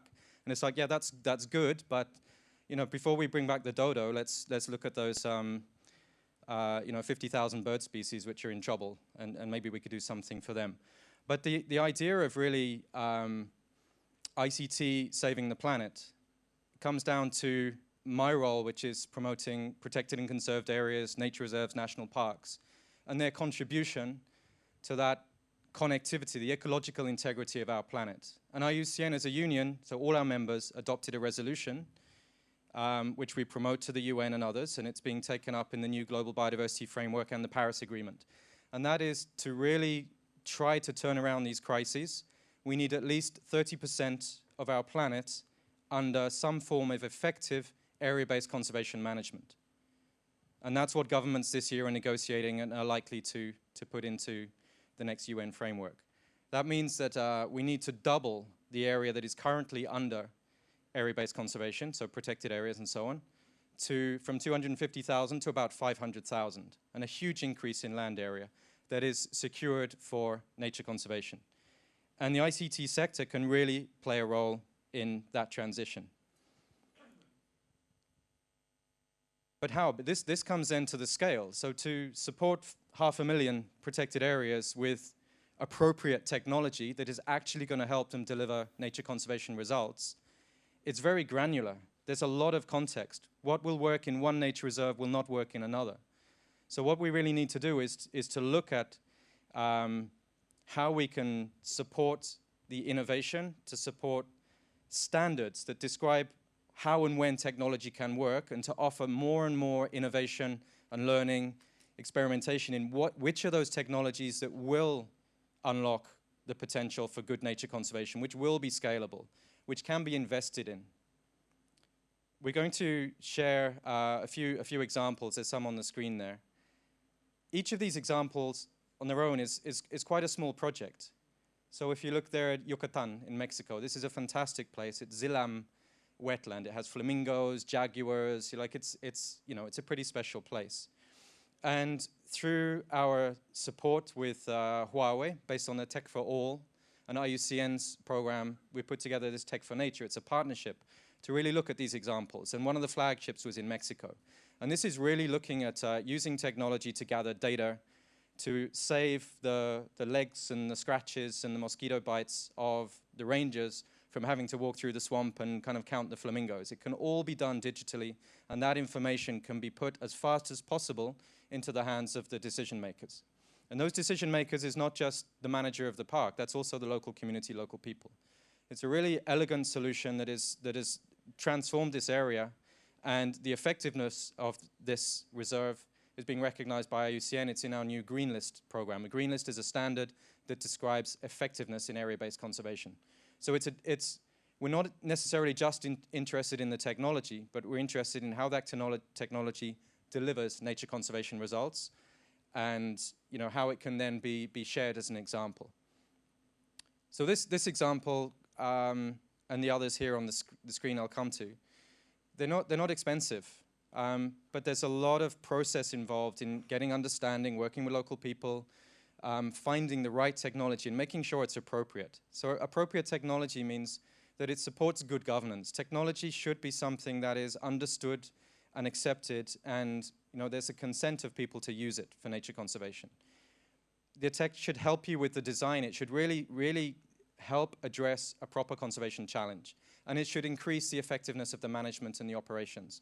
But ultimately, it has to deliver effective, successful conservation results. So in this area, if the technology can tell you that the jaguar population is increasing, that can say that all the investment into that reserve is delivering successful nature conservation results, and that's really important. So for normally, it costs 20,000 per year to keep this running, something like that. If you imagine that on 250,000 nature reserves, then we're talking about 5 billion globally, just on a very, very simple calculation. And if we double the area, then you double that, it's 10 billion. So that's for a nature conservation guy, like I struggle to get, 10,000 for a project, 20,000, it's great, no? But to get that at that scale is actually, 10,000 is not interesting to any investor, it's too small. We need to scale up the resources, and we need to find ways that we can make technology something that people want to invest in. And rather than seeing it as an opportunity cost, it's like sinking money into nature conservation, these areas are locked up, it's like a cost or it's a CSR investment. It's not. If you think of the demand there's a demand in 500,000 places for appropriate technology that's going to help with the solution. And there's people willing to pay from that. Governments, local entrepreneurs, local investors, there's markets there too. So, saving the planet doesn't have to cost the earth. Is that? No, anyway. Other couple of solutions we have on there, for appropriate technology, and you can find in the booth there, the Tech for Nature. There's a fantastic one from Norway, and I want to highlight this one because this is about using AI for monitoring, but actually then also for the solution. So it's an active, direct use of the information that is generated straight back into conservation action. Quite often we generate lots and lots of data, and then it takes a year to come back to actually act on that. I work in Switzerland, Swiss National Park. They generate so much data from all the camera traps and all the things, but by the time a bear is camera trapped crossing the border from Italy to come into Switzerland, it's already left, come around, had a picnic and gone back to Italy by the time the director gets the information from the system that says there is a bear in your park.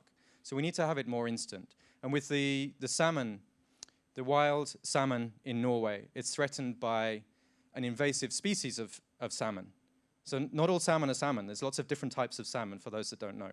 So it's a big threat. And the response in this case study is recognizing through AI the presence of the invasive species and then using that as an AI activation of a filtering system that will channel those fish out of the main swimway, the main reproductive lanes for the salmon that are traveling up to spawn, which is the native Atlantic salmon, the one that is really threatened and really valuable. So it's a really elegant solution that combines the technology for monitoring with an automated action system.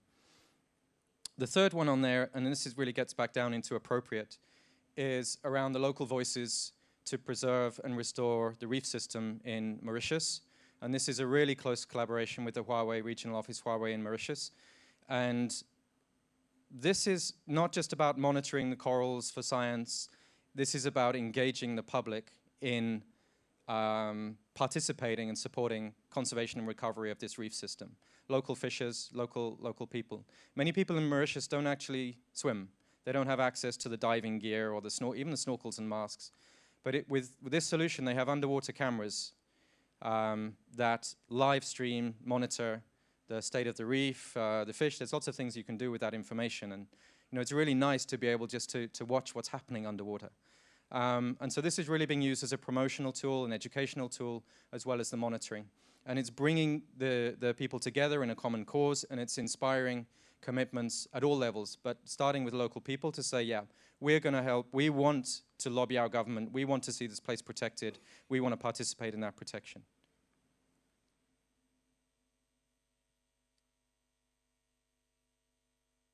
So we have a publication, and it's at the back. You can pick some up. It's kind of a pre-launch, and tomorrow it will be shared. It's about 20 solutions from about 20 countries. But these are some of the best. They're vetted by IUCN, by our organization, to say these are solutions that are delivering conservation impact. They're good solutions for nature. They're also guaranteeing local voice, local rights, local access. So these are innovative, pioneering solutions that are really helping save our planet. They're really contributing. But as I said, there's 20 of them. And we need 250,000, 500,000 in the next 10 years. So we need to scale these up. We need to get beyond piloting. We need to get beyond a bit here and a bit there, and we need to scale up the level of investment. And I believe Tony Caradona, who's after me, will really have some innovative ways to do that. But why is it important? And it comes back to my first point. Talking about Greenland ice sheets melting, tipping points, biodiversity crises, mass extinctions is not very motivating. I mean, it is to a certain extent, and it's really important. But if we have to offer the solutions, we have to show things that people can touch and feel, be inspired with, replicate, take up. And so I want all of you to have a look at the booth, to have a look at this publication, and look in there and see, is there something inspiring in here, something that could be replicated, something we could share, something we could take on? Is there a place where we could really promote this and make it happen? So you can scan to learn more from the back there, and there'll be some dedicated webinars with Huawei's Tech for All, IUCN, and other partners explaining some of these solutions. And they're all owned locally. We didn't write this. This all comes from people sharing their stories about how technology has helped improve nature conservation. So please join us in the mission to turn 20 into 200 to 2,000 to 20,000 to 200,000 and really get something, you know, some kind of sea change in how we approach the use of technology at a granular level and link it to standards, link it to governance and systems that can be replicated. So thank you very much. There's all the links there, and thanks again to Huawei for the invite and to see all this amazing technology out there in the displays. So yeah, thank you.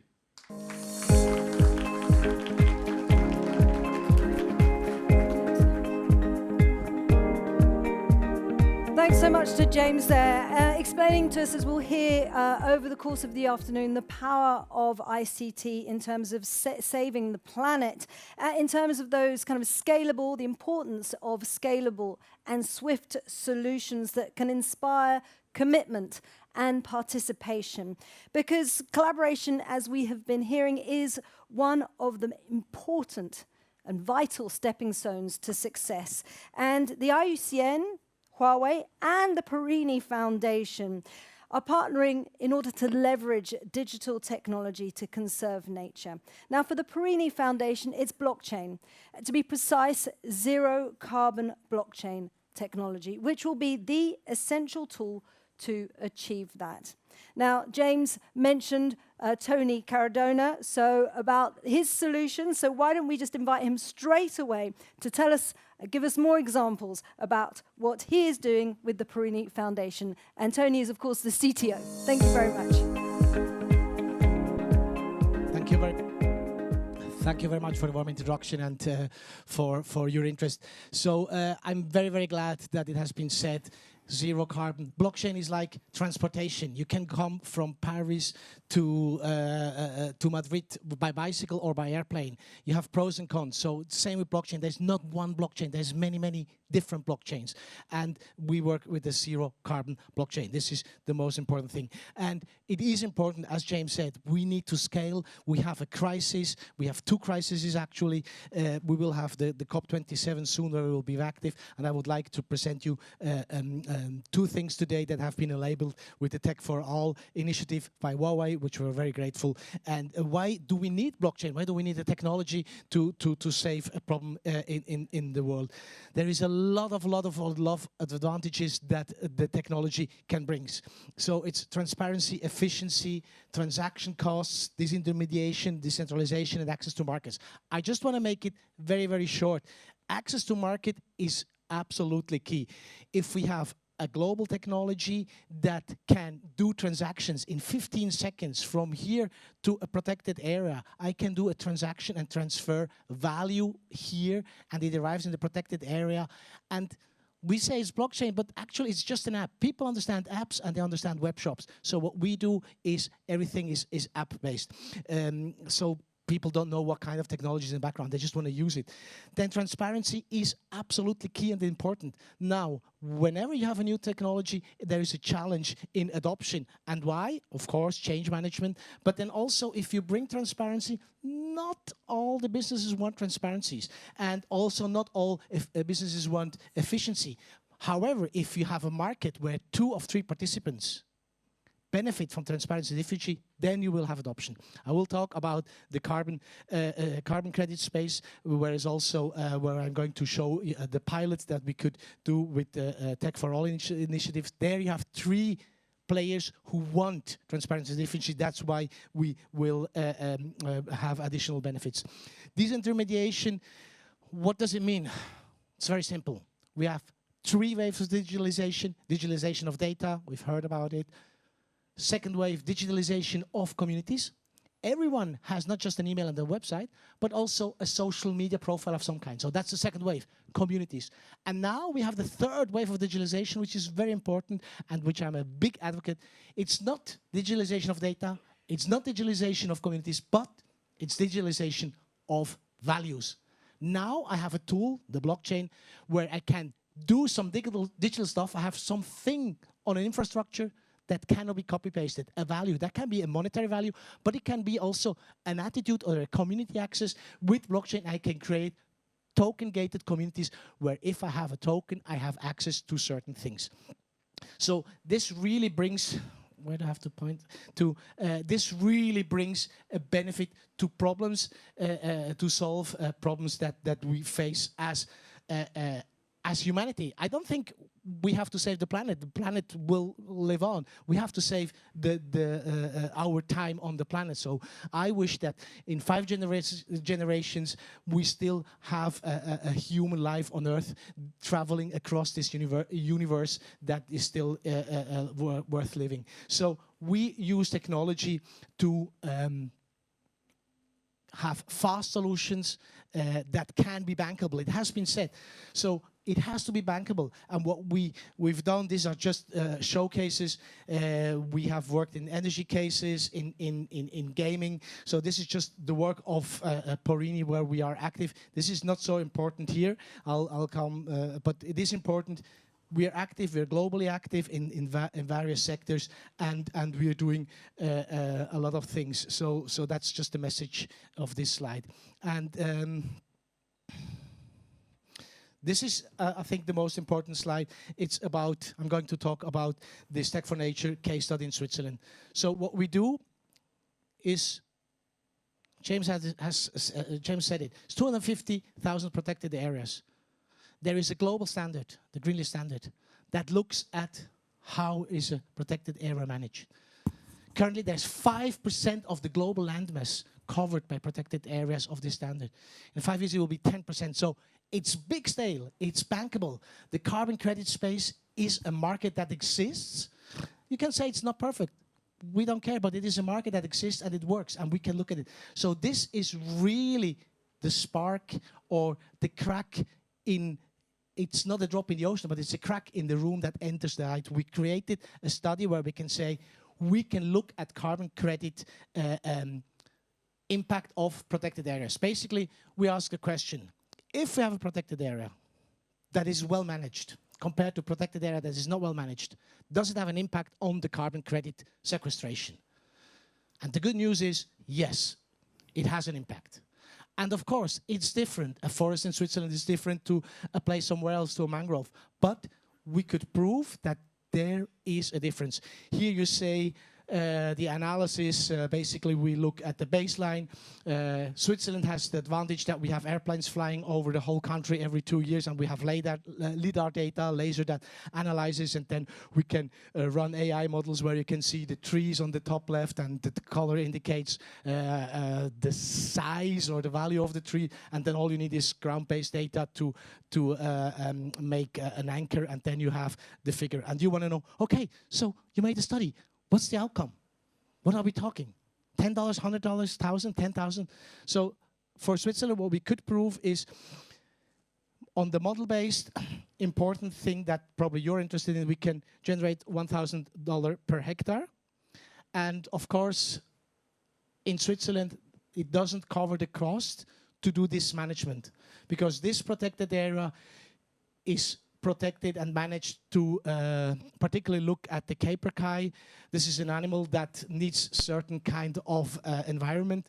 And capercaillie, if you don't know the animal, it's a forest turkey, but it's colorful. So it's a beautiful looking forest turkey, and you need to manage this area. It's a remote area, so the costs are higher than that. But fortunately enough, in Switzerland, the government pays the cost. But what is more important really is, and this is the most important message, we could show that if it's well managed, it has an impact on carbon.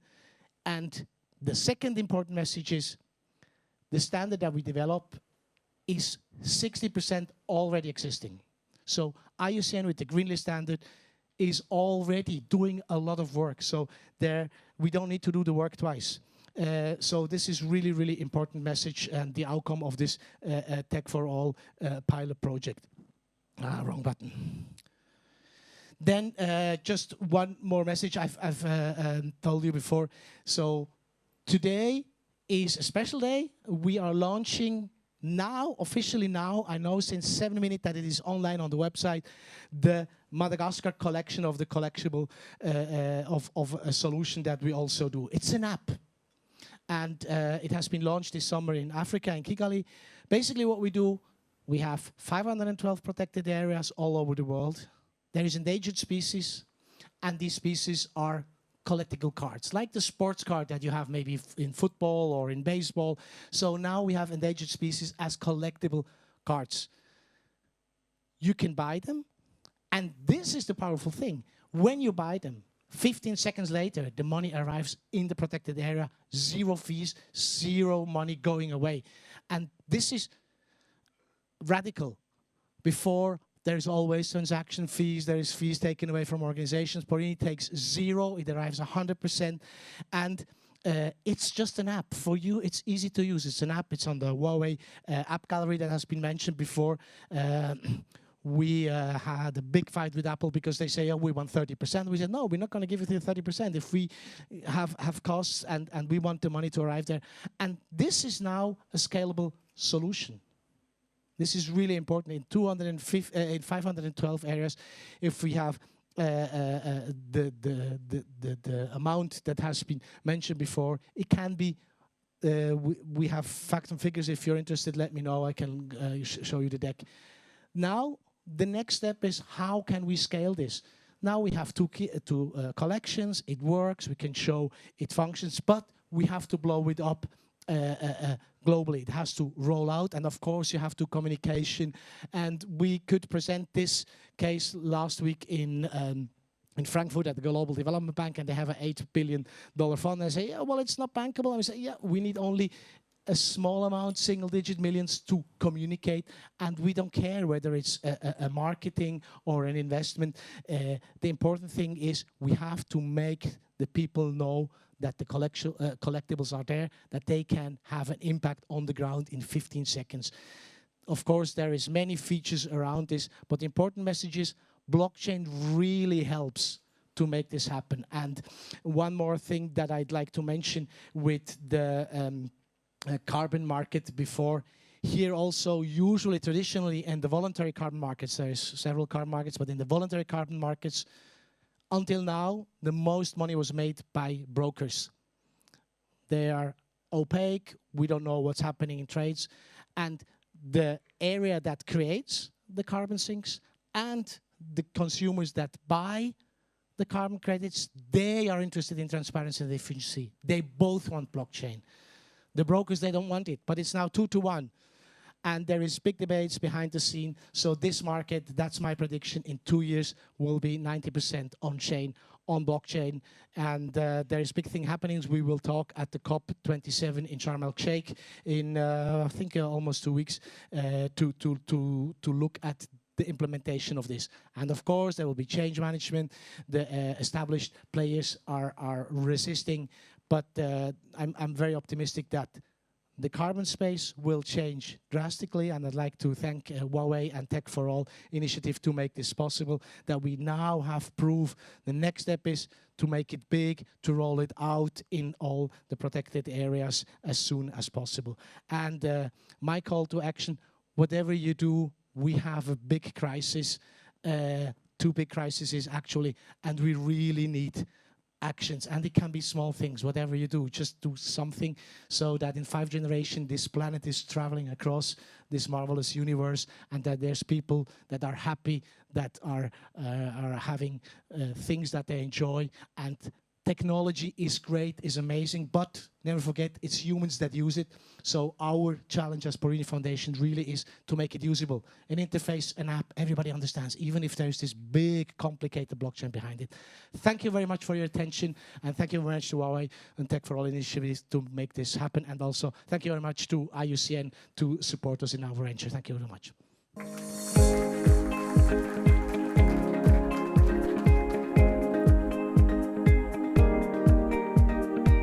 So thanks so much to Tony for that inspirational speech there. I, for one, am going to download that app straight away. Our final case study demonstrates once again the power of ICT and how it can serve and preserve our environment. Now, in this case, it's an ingenious but also somehow kind of simple way to monitor and analyze the sounds of nature. Now, using acoustics to gain real-time data, for example, on whether illegal logging or poaching is taking place. Now, this technology is being used right across the globe, and it's also being used here in Europe. So do join me in welcoming Burhan Yassin, who is the CEO of the Rainforest Connection. He's here to tell us about it. Keep your eyes and your ears open. Thank you, Isabel. Good afternoon, everyone. Thank you, Huawei, for having me. I'm really glad to be part of this Huawei Connect. I'm here to show you a bit of an interactive presentation, so hopefully you enjoy it. There's a lot of sound and cool videos and things like that.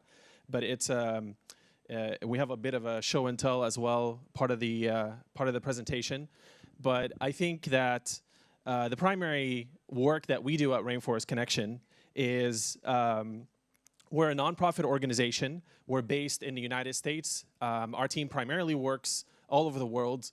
We have projects in the tropics, in Southeast Asia, in Central South America, but we also have projects in Europe as well. We've been working with Huawei since 2019. We've collaborated with Huawei. We use extensively lots of the amazing Huawei cloud architecture and a lot of the technology that Huawei Cloud offers to do the work that we do. So our mission is primarily to leverage commonplace, what we call commonplace conservation technology. So anything that we can build locally in the country or we can build relatively cheaply to be able to use technology to protect ecosystems and protect forests. And the way we do that is, so our team, a little bit about our team. We're a bunch of engineers, PhDs, physicists, but we're also in the field, right? So we spend a lot of our time implementing projects. So this is a little small preview on our team. That's me in the top corner right there. But yeah, so we spend a lot of time in the field installing these devices, collecting data, working with partners on the ground. So we're really proud of that. So we're not just doing the research, but we're also in the field doing the work as well.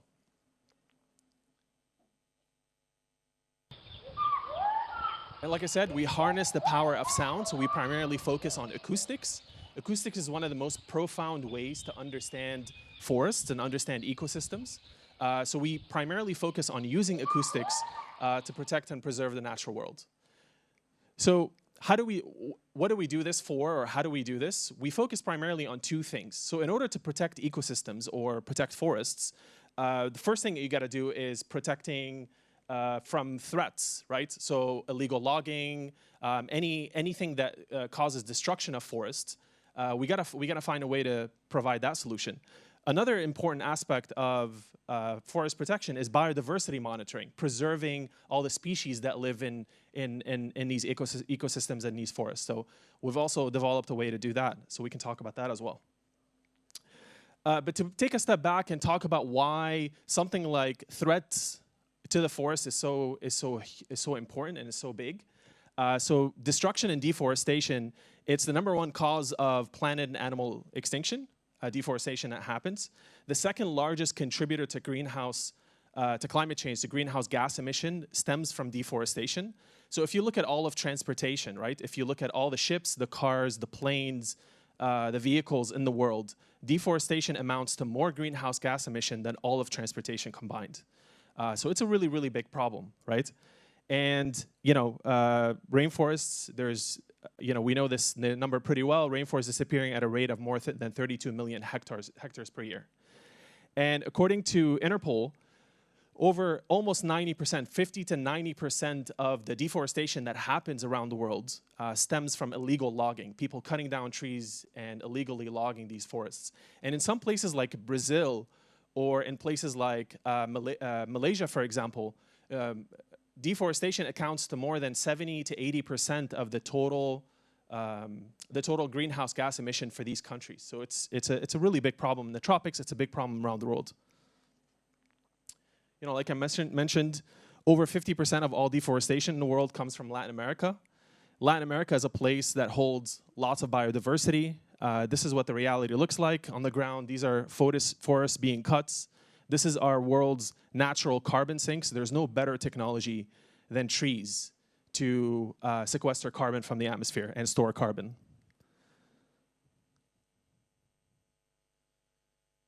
Here's another part of forest that's being cut down in Ecuador. So what do? So we've developed this device, this hardware, this piece of hardware called the Guardian, and I actually have it here. This is what the hardware looks like. So this is a device that is essentially made out of mobile technology. It's a computer inside of this device, if you'll see on the back of it, and there is a high-powered microphone that's installed to this device. What you see here are a bunch of solar panels. So this device is designed to be installed on top of the tree canopy, and it's meant to record all the sound around it, analyze that sound, and come up with real important insights. So in the case of threat detection, this device can make real-time detections of illegal activities, and it can detect chainsaws, for example, which is an indication of illegal logging. It can detect chainsaws in real time.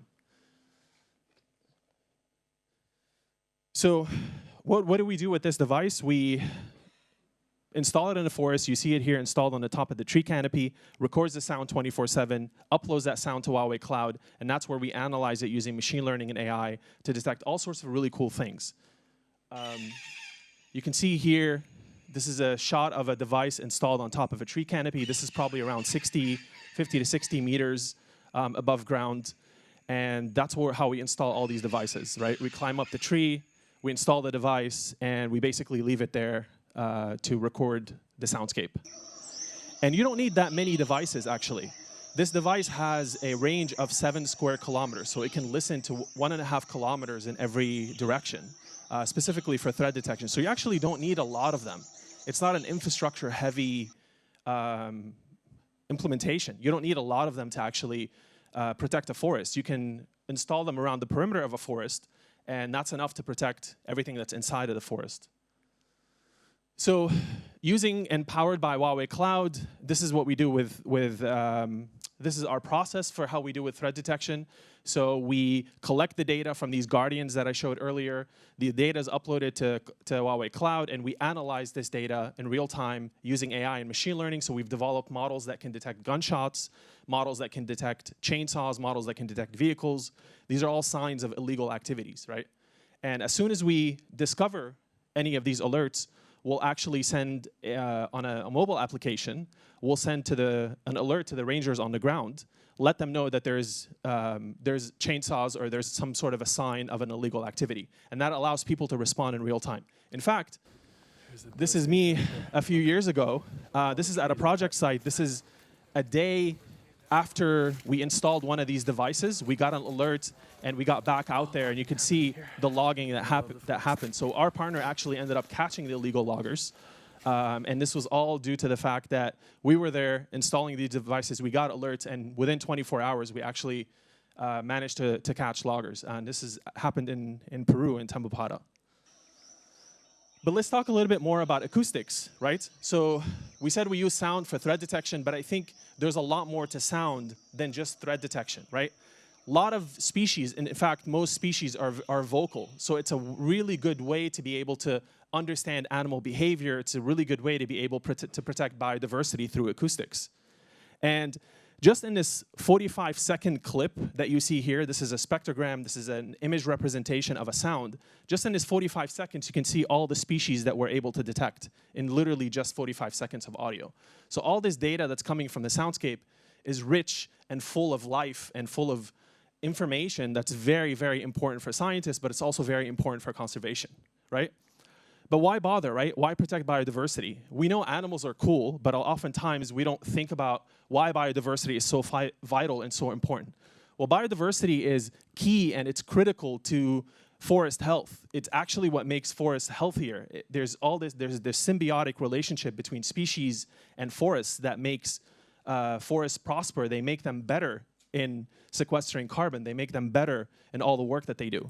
And we know that biodiversity is getting lost at alarming rates, right? Around 1 million animal and plant species are faced with extinction worldwide. And my colleagues in previous presentations, they talked about how critical of an issue biodiversity loss is.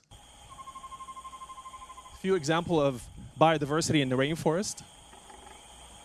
Some really cool local species. This is one of my favorite animals, a howler monkey. That's what they sound like. And we can detect all these animals just through sound using AI in real time. This is a black-chinned antbird.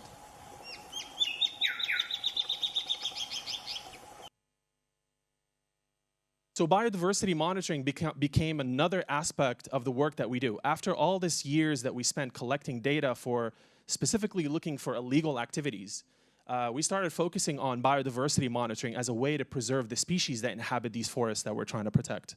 So we then started embarking on this journey of creating a platform that allows researchers, biologists, scientists around the world to utilize open source free tools that allows them to analyze audio data and extract meaningful insights that they can drive conservation action on the ground. And that was essentially what we wanted to do out of it. So to date, we've done projects in over 35 countries around the world. This is just a sample of some of the projects that we've done that focus primarily on biodiversity monitoring. So whether it's detecting rare bird species in the United States, or looking at biodiversity response to restoration projects in Brazil, or what we did with a population baseline in Italy, for example. These are all examples of real amazing insights that come out of biodiversity monitoring. And we're doing this with acoustics, but also there's multiple ways of doing biodiversity monitoring. So this is a recent project that we just completed with, sponsored by Huawei, but also with our local partner, WWF Italy. And this particular project was in a couple of areas in Italy. In Naples, this is an area in Naples where we've actually detected 47 bird species. We developed an AI model that can detect 47 bird species that allowed us to understand vocal patterns in these birds, so you can understand all sorts of sentiment information about these animals, and that can help with better wildlife management, which is what they were trying to do with this reserve. We've also used biodiversity monitoring. This is an example of a critically endangered species called the northern white-cheeked gibbon in Laos. We've also created a model that is able to detect the presence of these species, and by doing that, we can predict occupancy, and we can figure out all sorts of things to enable this particular species to be protected more. This is an example of us doing biodiversity at a scale of an entire country. We've done this in Puerto Rico, where we've mapped out the entire island of Puerto Rico. We recorded almost 8 million samples of recordings from the entire island. And that allowed us to come up with all sorts of models, not just historical information, but be able to predict future occupancy of species. What you see on your right-hand side, this is actually the species heat map. This is where we've mapped out already species in our platform. So you can see the coverage, and with that, actually, it represents almost 20% of the bird species in the world, of the known bird species that's being mapped out in the Arbimon platform. Restoration ecology, another important thing of being able to protect and monitor for biodiversity, so evaluating the biodiversity response to restoration, all restoration projects. This is an example of a project I've done with WeForest in Brazil. And we've also released a lot of tools that we've collaborated with Huawei on that focus on providing researchers and scientists with a way to fast-track the process of labeling data, but also fast-track the process of discovering information in the data. So this is an example of an unsupervised learning approach, an AI methodology that allows us to cluster animals and species without having to do any sort of labeling. This is called cluster analysis, and it's actually available on our platform to be used.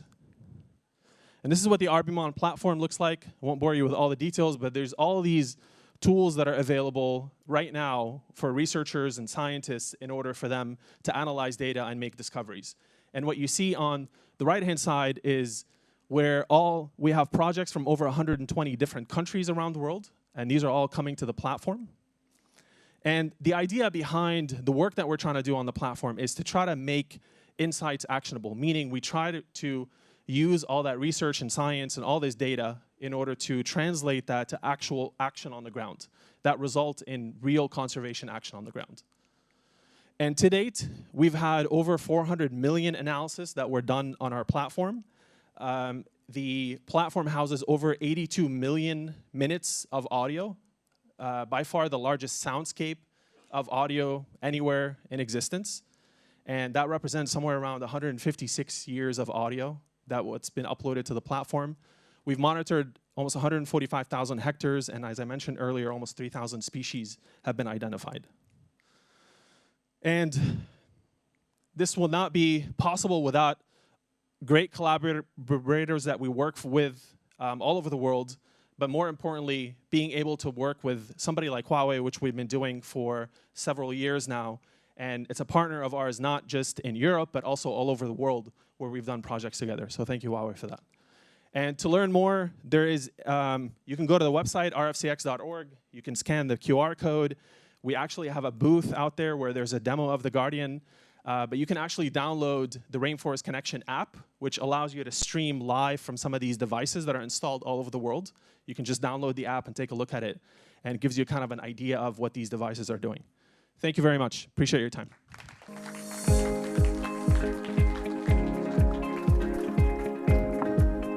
Thank you so much to Burhan. Well, another app I'm going to be downloading. An amazing stuff there. Burhan telling us about the secrets that sound holds and the power of AI to kind of unlock those secrets and help preserve nature. But as we look to COP27 taking place next month, it seems like net zero emissions, our net zero targets just seem within reach. And for our panel discussion that's just about to come up, we're going to scale this discussion up, as we've been hearing, the importance of scaling up, and explore how digital technology can enable Europe to reach its green transformation. And to do so, our panel is Jose Donoso, who is the president of Global Solar Council and the general director of the Spanish Solar Photovoltaic Association.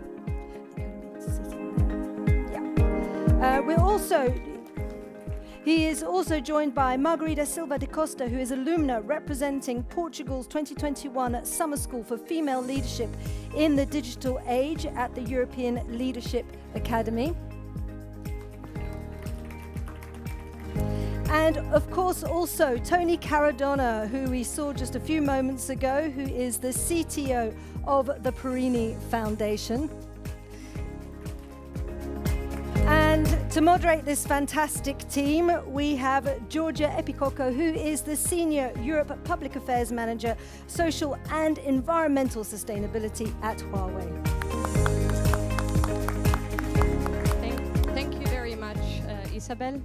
Thank you, everyone, for being with us this afternoon. I know it's been a long innovation day, but even though this is the only panel of the day, we think it's really important to take a look at COP27 and where we're heading with COP27. So I'm very, very glad to be here with this fantastic panel of experts. And I'm very happy to be hosting this panel discussion because COP27 is coming up in less than a month. where we will have to be discussing and we will have to find innovative solutions, such as the ones that we have presented today and heard from today, in a way to be able to meet the targets of the Paris Agreement. The Paris Agreement was signed exactly here in Paris, so I think it's quite the momentum to be talking about this here, only 7 years ago. For the first time in history, 196 member states came together and jointly agreed to sign a legally binding agreement internationally on climate change. They have agreed to make sure to keep global warming below 2 Celsius degrees. Last year at COP26, we have even agreed to go lower and do better than that and keep global warming below 1.5 Celsius degrees. Since 2015, which is when the Paris Agreement was signed, a lot of changes have taken place, especially for the industrial sector. This is very important to mention because, as we know, in 2016, the World Economic Forum coined the Industry 4.0 term, launching really what is called the fourth industrial revolution, giving a full driving force for digital transformation to embrace every vertical sectors and every aspect of our society. On top of that, of course, the fourth industrial revolution and the digital transformation has been, in the beginning especially, scaring a lot of people, a lot of societies, especially in developing countries, because they thought that through automation, this would swipe away some jobs and would also widen the gap between developed and developing nations. But today we are here, hearing, listening, and talking about the enabling role of ICT. As of the JESI report mentioned, the ICT sector has an incredibly enabling role to play, and we can reduce carbon emission by 20% by 2030. This is 10 times what the ICT sector produces in carbon emissions itself. It's a great, huge potential, and it's a great responsibility. We often hear about challenges, and instead here today we have heard a lot about solutions. And in looking at COP27, we really want to be looking at the 3 factors that we believe will be essential for COP27, which is expected to do what? Provide solutions, scalable solutions, a long-term vision, and of course, having different stakeholders pulling up financials, money, because we know that without funds, there can be little to be done. So the 3 factors that we will be addressing today is the tech factor, the energy factor, and the socioeconomic factor. And we have brought here today on stage 3 experts, leaders and future leaders who can shed the light on this specific topic. So I would like to start with Tony, who we have heard from already before. He's our tech expert on stage, and I would really like to ask him, because we just mentioned the ICT holds this incredibly enabling role that can really drive sustainable industrial development and climate change. So in your view, what are the strengths of the digital transformation to ensure we protect natural ecosystems and we achieve the ambitious European climate targets that we have set for ourselves? I think there's different aspects to your question. So of course we should avoid, we should reduce, we should change emissions, all that, and then there's a carbon market on top. But I think whatever the technology offers, and there are great solutions out there, somebody needs to implement it. And it might not be the end user. So what really drives and facilitates adoption or the solution tools that are out there are 2 things in my point of view, and this is key. It's standards and regulations for markets. So you need a political will to say, okay, we want that as community, and then you should make sure that there is no loopholes and say, oh, okay, let's not do it in this country, let's do it in another country. And this is the tragedy of the commons. If you allow me the brackets, I studied climate environmental physics. I was modeling CO2 uptake in the oceans in the 90s. And I was head of IT then after climate research. But our politicians back then told us, we care about 4 to 8 years, not about 30 years. And I had tears in my eyes when I said the climate use, being, oh, we want change. So I hope that the decision makers hear that voice and say, okay, let's make 2 things, standards and regulations that help implement the solutions that are here. And I mean, we have been talking about so many different innovative solutions here on stage. But in the end, when we will be at COP27 negotiating on the different solutions that we should focus on and perhaps invest on, what, in your opinion, do you think should be the technology more and more stakeholders should be focusing on and investing on? I think it's not going to be one technology. We don't have one answer for the complexity of the problems. I think there's two aspects. There's complex problems and complicated problems. A complicated problem is building a nuclear plant. You need plans, you need know-how, you need experts. That's a complicated problem, but you can solve it with know-how. Then there's complex problems. A protected area, a relationship, a marriage. You cannot solve the problem with know-how. You have to do small steps to learn by action. And I think that's the same. We can't have one answer or the know-how to know the solution. The crises that we have are complex crises. We cannot solve them with know-how. We have to learn by doing. And I think you have to be adopt a mindset where you say, okay, let's make the steps and not wait until we have all the know-how, until we can act. We can act with small steps and learn from these steps, and not just one solution. I think it should have a panopticon of solutions to drive the change that we need. Thank you. I think, I mean, I agree with you. It's not only one solution, it's also not only one problem. And especially these days, we are living, I mean, as we said multiple times before, an energy crisis. An energy crisis that is really testing the European leadership in terms of climate action and climate change solutions as well. And so I would like to ask you, Jose, do you think that the digitalization of the energy sector will be the one leading, the leading solution for energy supply, and the one that will be helping the European Union to avoid making any steps backwards in terms of climate action? I think that digitalization will be one of the key leading solutions. We'll need more, as standardization, regulation are key leading solution too. But obviously, digitalization means optimization. Optimization of a resource, optimization of infrastructures. And from the energy point of view, that means that digitalization, we give a better optimization of the grid integration. That is key for our sector. One of the key aspects that will allow us to introduce more renewable electricity in the grid, more capacity, even using the same infrastructure that we are built in the past. Digitalization means to better weather forecast. A better weather forecast in our sector is a better forecast of our production, because wind and sun will depend on the weather, and that means better weather forecast will means better optimization of our productions. Digitalization means to better and faster permitting process that I explained this morning is one of the bottlenecks, or the most important bottlenecks that we have in the development of new installation in this moment. Digitalization means to better manufacture, more competitive manufacturers, better possibilities to produce electricity, clean electricity, more cheap than any other source, all traditional source of energy.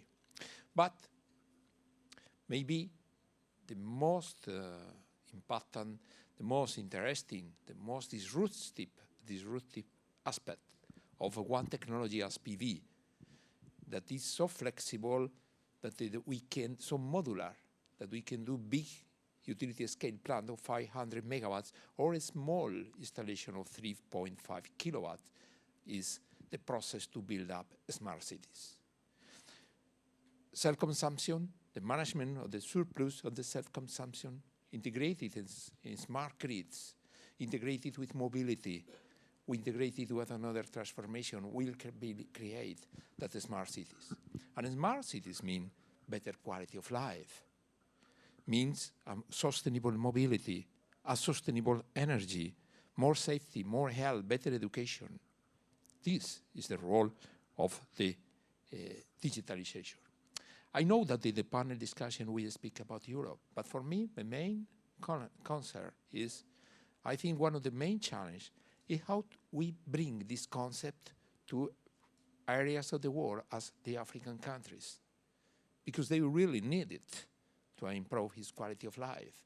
In this case, we'll need to be quite imaginative, as we are doing in the PV sector with new business models for PV. And then we'll need to create new business model for digitalization in the way to improve the quality of life too of these areas. I'm quite skeptic about the funds that will come from COP. It someday will arrive. For that, the key is in us, is in the enterprises. There is a big business there, but we need to create new business model adapted to the condition of these countries. You mentioned something interesting because you said you're a bit skeptical about the funds coming from COP, but also from the business perspective, it might be difficult to find sustainable investment and some sustainable financing models to make sure that we deploy the technologies that are required by all vertical industry, by all sectors to develop also in different regions of the world. So how can we make sure that there is also that political will? We have a big advantage in this moment. We are cheap. In the past, always people ask for sustainable energies that, we need to subsidize. What will be the cost of the ecological transition? Now it's not a cost, it's an advantage. We reduce our cost. We are seeing the fossil fuels are creating a big economical crisis with these prices. But we know we have this, and this is a big advantage. Two, for the African countries or South American countries, we are cheap. Then if they go to another source of technology, has no sense. But we need to resolve problems. And in these countries, we need to adapt to this condition. I speak before about the role of PV in the electrification. If we see one African map, we see that it's a black continent, but not black continent for the color of the skin of the people. It's a black continent because there is no light. You do the typical picture of the maps in the night. Because after more than 1 century of electrification, the conventional model of electrification was a failure. No one was able to give an answer to this country to resolve the problem of electrification. Now PV is doing with not big investments, as was in the past for big dams being fossil fuel that then were destroyed for a natural disaster or some war, or they create a lot of debts, public debt that conditioned the future of the countries. But now PV is a model of small business, small enterprises that do small units for a small village, small areas of a village, giving quality of life, much better quality of life to these people with no public support that is not needed. It's the competitiveness of our sector that we need, I repeat, to be imaginative. We need to analyze, to study clearly the condition of these countries, the condition of the economical atmosphere in these countries, and we need to prepare answer to these conditions, not to transport directly these European models to these countries. We need to be imaginative and to know well the reality that there is in these countries. Thank you, and I really think that the socioeconomic conditions, of course, are very important to drive a transition. Being there in the energy field, being also in the climate change field, being mostly in any field. So I would like to address now Ana Margarida, who, by the way, exactly is the Portuguese representative of our inaugural Summer School for Female Leadership in the Digital Age, which is a very dear project of ours, led by my colleague Berta Herrero, who will be hosting, by the way, tonight the Digital Night, so you might also want to check that out. And Ana Margarida joined us in Lisbon, where she's from, Portugal, has attended several classes, and she participated in an essay competition. Exactly the reason why she came here to Huawei Innovation Day. And it's important to mention, as many of you must know, 2022 is the European Year of Youth. The European youth has been for sure being impacted by COVID-19 more than other generations, and the European Union has kindly decided to give strong platforms to European youth to really voice their opinions, their ideas, and to drive the policy-making process in Brussels and across the Union. We also know that the European Union owes a lot to European youth when it comes to climate change leadership of the EU. Because the European youth was the first to really push private and public entities to focus, to invest, to change their business models and look at climate change and environmental protection. However, climate change cannot just be solved in one way, cannot just be solved by one entity, and it requires a lot of social commitment. So I want to ask you, Anna Margherita, do you think the European society is ready for this kind of economic and behavioral change to be climate neutral by 2050? So thank you for the introduction. Well, first of all, I think that European society wants to be climate neutral, at least by 2050. I mean, there was this study that was asking EU citizens whether they thought climate change was a big problem, and they said it was one of the main issues that we have today. So that's the first step. It's recognizing that it is a problem that's there. 92% of citizens think it is. And then we also have the millennials and the Gen Z generations, which are the most climate sustainability-driven generations of all time. And I believe that at least these two generations, more the Gen Z than the millennials, are really willing to take on and deal with behavioral and economic changes in order to achieve this goal of climate neutrality. Like there was a survey done by Deloitte, and they found that 77% of Gen Zs would think it is important to work in companies that are aligned with their values, and several other studies found that the Gen Z generation would actually, 1/3 of them on average would turn down job offers from companies that are not ESG conformant. 54 of them would even be fine with a salary cut. So with that, yes, I do think that we are willing to take on some changes, and even if they are not, if they are a little bit detrimental to us.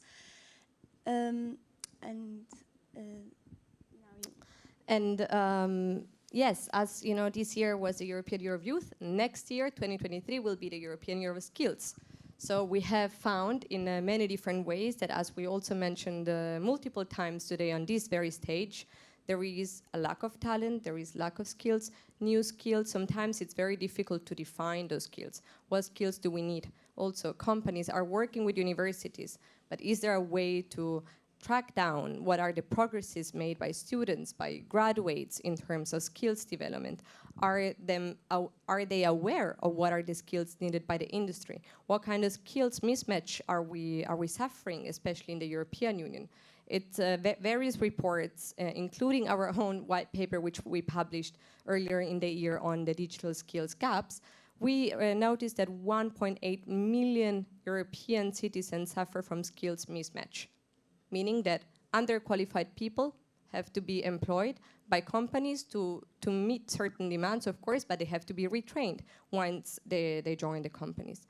So I want to really ask you, Anna Margherita, because you just came fresh out of universities, you're now entering into the world of work, and I want to ask you, do you think we have the skills, or are we aware of the skills needed by the industry to fight climate change, to become climate neutral, and to look at environmental protection as a top priority? Well, and I would like to be positive, but unfortunately, I don't know if I can be. So one of the big issues that we have to face with trying to achieve climate neutrality is that, just like José said, these asking developing countries and developing economies to take on the burden and slow down their economic growth in order to just help the planet is not easy, and it is not fair. We can't just ask them to halt the improvement of their people's lives. And for us, it is a little bit easier. It's not easy, but it is a little bit easier because, I mean, we are in a privileged position. Even if we do face some economic and behavioral changes that are a little bit detrimental to us, we will be fine. We will survive this, and most of us will still be able to live and then get back up. But that's not the case for everyone. So we need to find a solution for this. We need to make sure that we have innovation, solutions, and business models, just like José said, that not only can help the environment, but also can help the economic growth of those developing countries, so that they don't have to make the choice, because the choice will not be the one that we want. And you know, because up until now we have been presented with several solutions, and many of them that are great, but some, not all, but some are more expensive than the polluting and the alternatives. And that higher cost is usually called green premium. And that is a big barrier for us to achieve our goals. And this is where I believe personally that sustainable finance and ESG factors enter.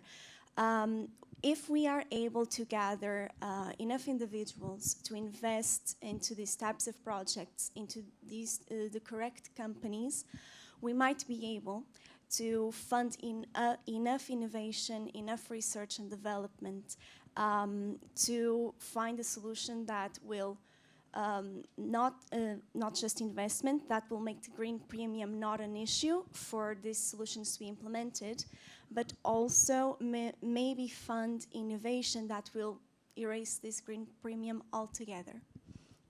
Thank you very much. And I really think the skills issue is something that we should be addressing together. So I would like to also ask Tony and Jose perhaps to comment on this from your own perspective, from your sectoral perspective.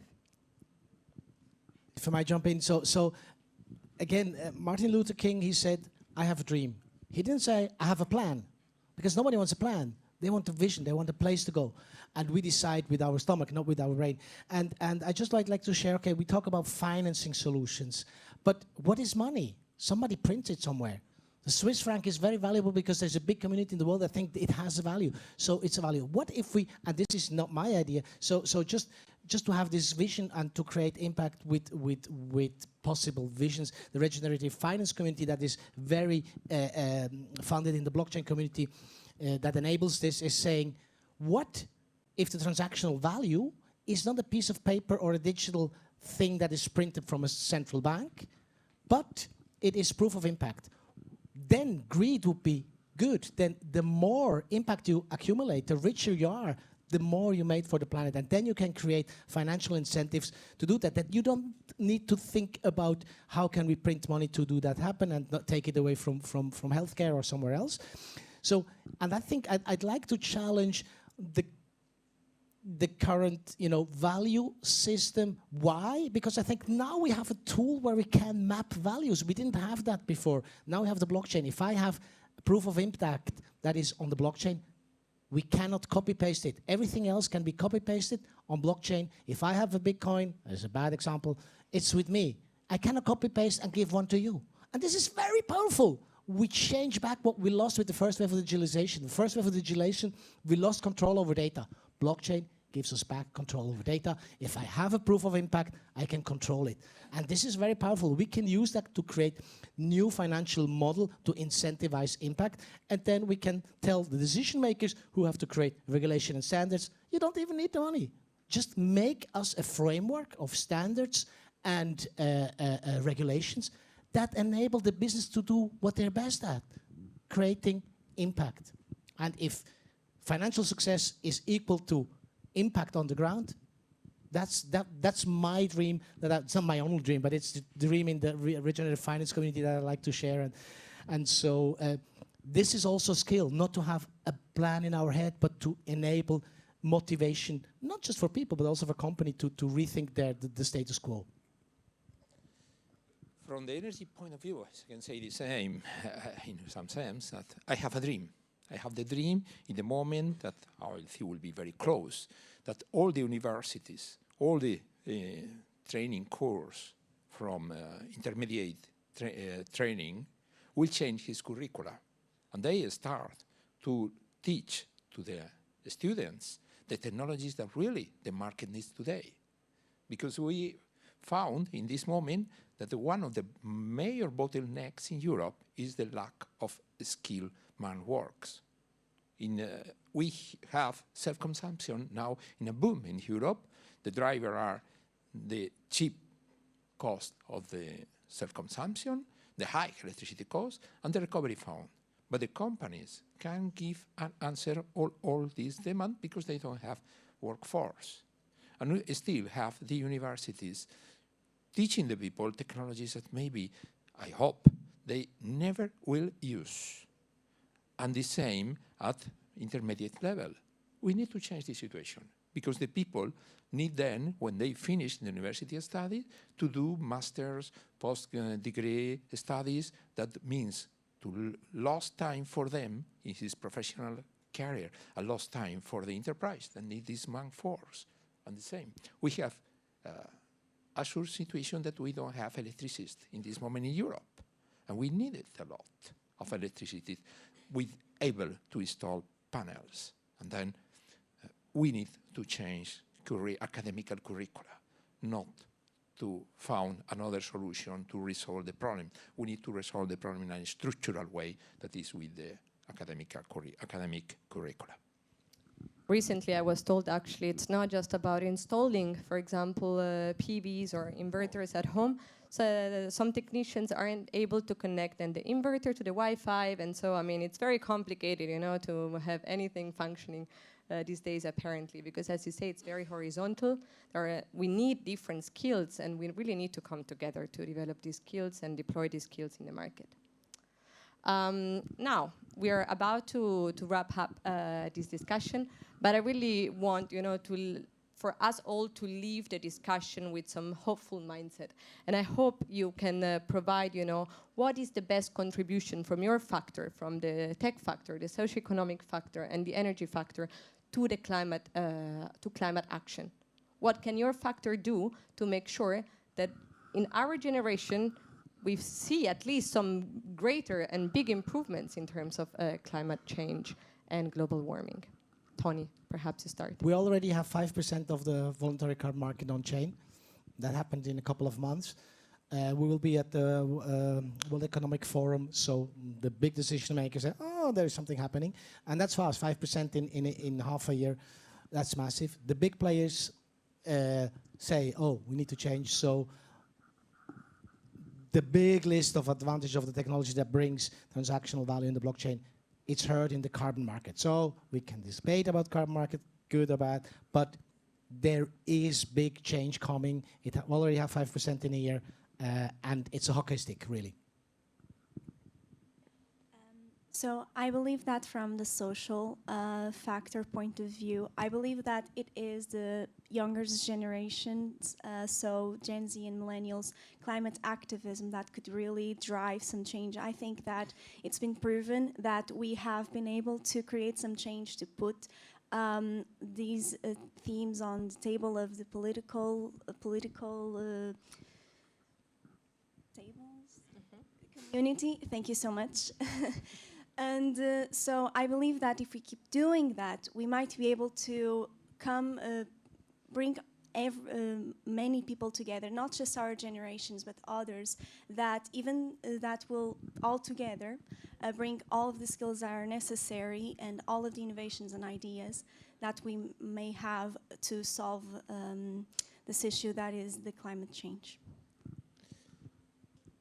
From the energy point of view, we are building a dream. A dream is the brain of many people in the last 40 years. We really can achieve one energy sector system with zero emission of CO2. Only one example that is nothing special, but in this moment, the target of the Spanish government is to achieve in 2030 with a 74% of the electricity production through renewable energies. That means that the most of the time, the electricity production will be 100% renewables. We believe that it's possible to achieve in 2030 100% renewables. We are building this moment. And we are building this process in the best way, with a technology that it has not only CO2 emission, it's an opportunity for the biodiversity too. We have no negative impact in the biodiversity. At the same time, we are a modular technology that can allow that the people, every one of this room, could be his own utility company. It's a new model that we are empowering the citizen at the same time that we can go faster to couple with big utility scale plants. That really was the dream of many people in the past, and we are building now. And there are no excuse for delay this process. It's the opposite. If we give a step back, it's stupid. We are bidding for more expensive technologies, more unsafe, more risky, when we have technologies very cheap, very safe, and the technologies that the planet, in many aspects, needed. And I believe that industrial and technological breakthroughs really provide solutions, empower citizens, make everybody more aware of the risks and opportunities. And even though this session is now ending, the climate crisis, the energy crisis, the food crisis are not. So we really need to come together, all of us, ICT experts, young people, policymakers, everyone, please, let's join forces, let's enhance collaboration at EU, global, international, every possible level, and let's make this happen. Thank you very much.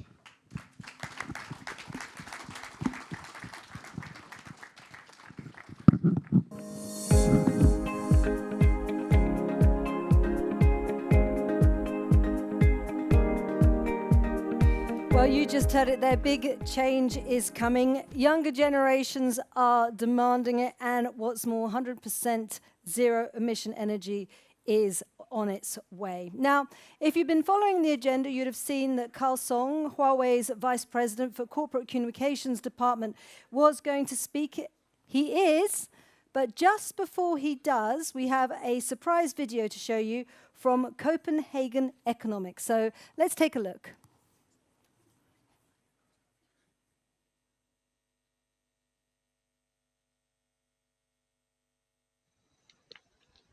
Bon après-midi à tous, bienvenue à cette présentation économique. Good afternoon, everyone. My name is Dr. Bruno Basalisco from Copenhagen Economics. It's my pleasure to deliver to you, dear participants, to the Huawei Paris 2022 Innovation Day, a dedicated briefing summarizing the findings of a recently published study, for which I shall thank the entire team at Copenhagen Economics. The study is titled The Economic Contribution of Huawei in Europe for the year 2021. When we as economists look at economic contribution, we apply a standard toolbox, which is the same type of approach based on input-output table and macroeconomic models, which we use to capture economic impacts in a variety of studies. We work with companies across sectors, we work with the public policymakers at national level, with European institutions, and these are the types of models which are used to evaluate the impact of firms and changes in the economy from variation in parameters. What we find with this model is that the economic contribution of Huawei in Europe is significant. It amounts to 12.3 billion euros. This is a total European contribution to value added, and it's based on direct, indirect, and induced effects. This means that it includes not only the effect of offices and facilities run by Huawei in Europe, but also the supply chain supported by Huawei expenditure across the European economy, across different industries and sectors. That's the indirect effects. It further includes the induced effects of workers across all the supply chain, their earning power and their ability to spend, and therefore contribute further to economic activity across sectors. When we analyze this economic contribution to value added, we also see in parallel an important impact in terms of jobs supported in the year 2021. This amounts to 143,000 jobs, again spread between direct, induced, and indirect effects. Together with this large-scale effect in terms of jobs and a European value added, we also see a corresponding large-scale supported total tax revenues in Europe of 5.2 billion euros. To put it into perspective, based on the average European wage for teachers, this figure corresponds to the European average wage for 147,000 teachers. Further to these economic macro statistics, we also see that Huawei is contributing in large scale to research and development. It is a global leader. There is a global R&D budget of 18.7 billion spent on R&D, which makes it one of the largest investors in the world in 2021. Indeed, Huawei ranks in the top 2 in the EU Industrial R&D Investment Scoreboard as of the 2020 version of this publication, latest available. This is not surprising because Huawei is maintaining 27 research facilities across Europe. To give a concrete application of what does it mean to be a large-scale investor in R&D and therefore to foster innovation and growth to the European economy, I will mention two, in my view, quite interesting and significant case studies. One is a collaboration between university and industry. This is with one of the leading polytechnic universities in Europe, the Politecnico in Milan, where since 2014, almost a decade, there is a joint research project and a joint research lab fostering a series of projects between Huawei and the Politecnico. The institution trains engineers, architects, and industrial designers. This specific project and program is offering researchers the possibility to learn from the exchange of ideas between Huawei and the academic researchers. This is covering a large set of problem questions, and it provides opportunities for mutual learning. For example, this facilitates learning for researchers about the application of technologies, while for Huawei, this collaboration provides insights into the more abstract theoretical aspects of developing new technologies. Another type of contribution, which I also find particularly important to society, is a collaboration in France with, that Huawei leads with entities such as Simplon and Close the Gap to deliver the French DigiTrack program. This is offering a training in basic digital skills in districts which are a priority for urban policy to a part of the population that lacks these skills and would like to improve them. So it's delivering a classroom to those who are not in a classroom right now in society, and in doing so is providing a large-scale training, in this case 1,500 students, which have been able to access a pathway towards stronger digital skills and therefore reduce digital exclusion in France. We remain available for your questions. The study is recently published on our website, www.copenhageneconomics.com, and I wish you a good rest of the day. Bye for now.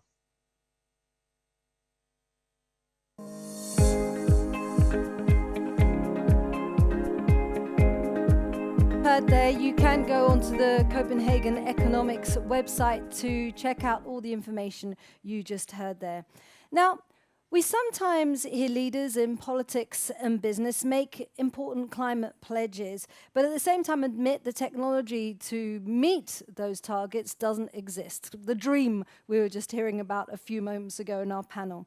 Well, this again shows the integral role of innovation and the role that innovation is playing in terms of reaching green ambitions, as well as the digital infrastructure it will provide to enable us to live and work sustainably.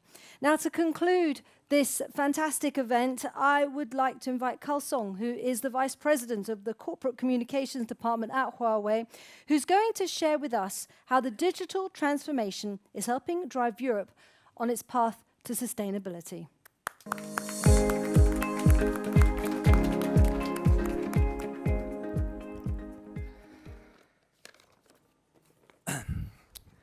So, ladies and gentlemen, good afternoon, bonjour. Thank you for joining us today. As mentioned by previous panelists, actually Huawei has also a dream. That dream is how Huawei can contribute more for this greener Europe. It's not our dream, it's what we are ongoing to do. Actually, innovation is critical to economy and social progress throughout history and has greatly improved our life. Example of such technology innovation include steam engine, electricity, computer, internet, mobile internet, etc. Today, digitalization stands out as a new key driver for economic and social development. This year, Huawei Innovation Day has returned to Paris. This is a place where brain minds gather together and exchange brilliant ideas. Together, we can explore the way forward to a green and intelligent world. I studied and worked here in Paris for many years, so I'm keenly aware of French rich history of open innovation as attested by Descartes, Pascal, Fourier, Pasteur, Poincaré, etc. This long-standing tradition now continues to inspire universities and research institutes across France, and they remain the top choice of scientists and research worldwide. Today, I would like to discuss 2 points. First is the importance of innovation to build a digital, intelligent, and green Europe. The second is how Huawei to contribute to the realization of such a fully intelligent Europe. I would like to start with 3 examples. The first one is called Floating Solar Farm in Rotterdam. This cattle farm is 100% self-sufficient. Generate all the power needs by and his operation with solar panel. It filters the rainwater collected on the rooftop to a drinkable water for the cattle. In addition, the farm reuses leftover from the city to feed the cattle. Through this innovation, the farm produces all the energy, water, and raw materials is needed perfectly integrated in this city. The second example shows how AI is protecting the white line in Italy. The white line is a home for more than 300 species of birds and is threatened by poaching and illegal jogging. In response, the WWF Rainforest Connections, already present here just now, and Huawei jointly, the 3-party developed a cloud-based AI-assisted acoustic monitoring system known as the name of Nature Guardian. The system collects the sounds from the surroundings environment around the clock, and the AI detects sounds and that indicate threatening activities like a gunshot or chainsaw, and alert will be immediately sent to the ranger's phone. This system has effectively protect the white line and creating a favored condition for the white line and all these birds. The last one, the third example, is right here in France. Preserving historical site is a challenge task. Many of the sites are damaged or destroyed, and people often expect them to be restored. Historically, a VR solution provider in France here use a cloud computing for 3D design and rendering. This allows them to reproduce historical sites like Château de Chambord and Ballet de Pape on the AR tablet. The name is HistoPad. The solution gives a tourist an experience that goes beyond the physical and time limitation. 2 keywords shared here with all these 3 examples is digital and green. These are the 2 of the most important topics on the global agenda. Right now, digital technology like 5G, AI, cloud computing are rapidly converging. They play a key role in everything we do and are leading us towards a low-carbon work and life. It's predicted that digital economy will account about over 50% of the global GDP by end of this year. Right now, digital demands will go beyond our imagination. Power electronic and digital technology are become deeply integrated. This has allowed us to use the managed watt, bit to manage watt throughout the energy system. In other words, intelligent application will run on the energy cloud.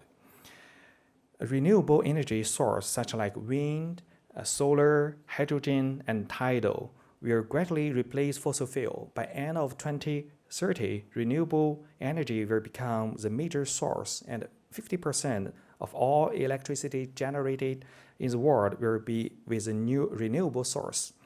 In addition, global sales of electricity vehicle will be reached 50 million by end of 2030, accounting for over 50% of the new vehicles sold in the planet.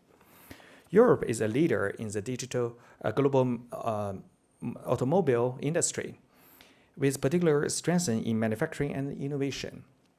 China developing very quickly the EV sector, and Europe has a very large market. Over 5.5 million EV electrical vehicles are expected to be sold this year in China. So Europe and China will be a potential to complement each other in this domain. Last year, Huawei participated the first time the Munich Auto Show, and where we launched our latest intelligent automobile part solution. We hope to use our ICT expertise to help European car makers to build a better car and innovate green technology together with them. We believe that open collaboration is a way forward, especially in scientific and technology innovation. As you just heard before my speech, is the Dr. Basilico Itali doctor. Huawei maintain its contribution to Europe, particularly in research and innovation. We will work more closely with our partners, push for unified standard, and share the opportunity presented by this booming global digital economy. Next, I'd like to discuss the value of Huawei's digital green transformation. Huawei has operated here in Europe for more than 2 decades and achieved shared success alongside Europe. However, our work in Europe stretched far beyond commercial interest.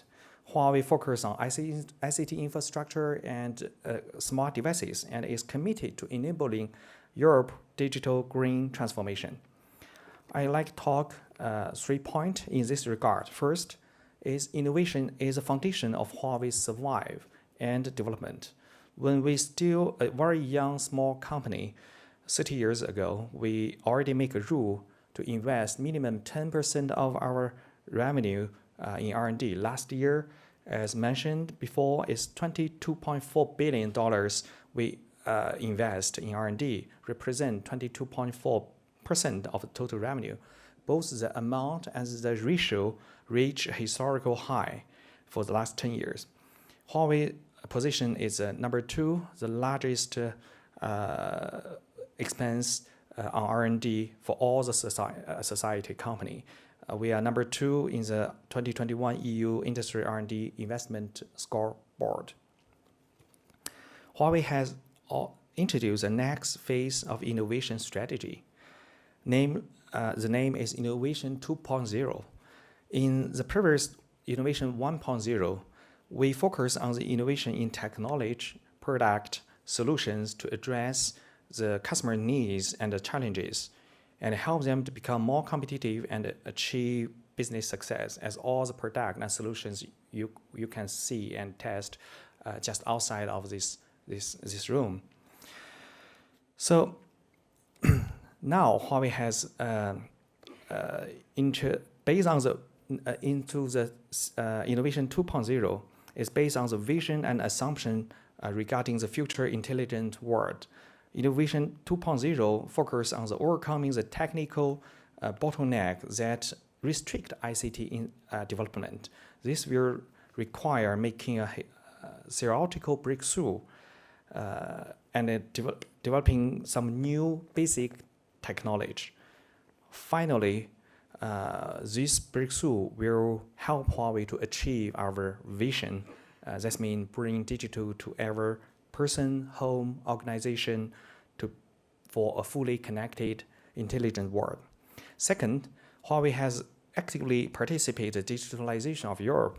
We implemented a strategy named is Platform plus Ecosystem. With partners, innovation, digital transformation through our open platform like Open Lab. We jointly innovate open ecosystem partners in area of R&D, integration, verification, technology support. To today, Huawei has collaborated with more than 400 partners through Open Lab in Europe, especially with our Open Lab here in Paris and Munich. We work with partners to improve industry capability in cloud, IoT, big data. This is a support the digital transformation of traditional industry in Europe, like transport, energy, manufacturing, as well as SME. In terms of SME, we hold Digital Impulse event here in France.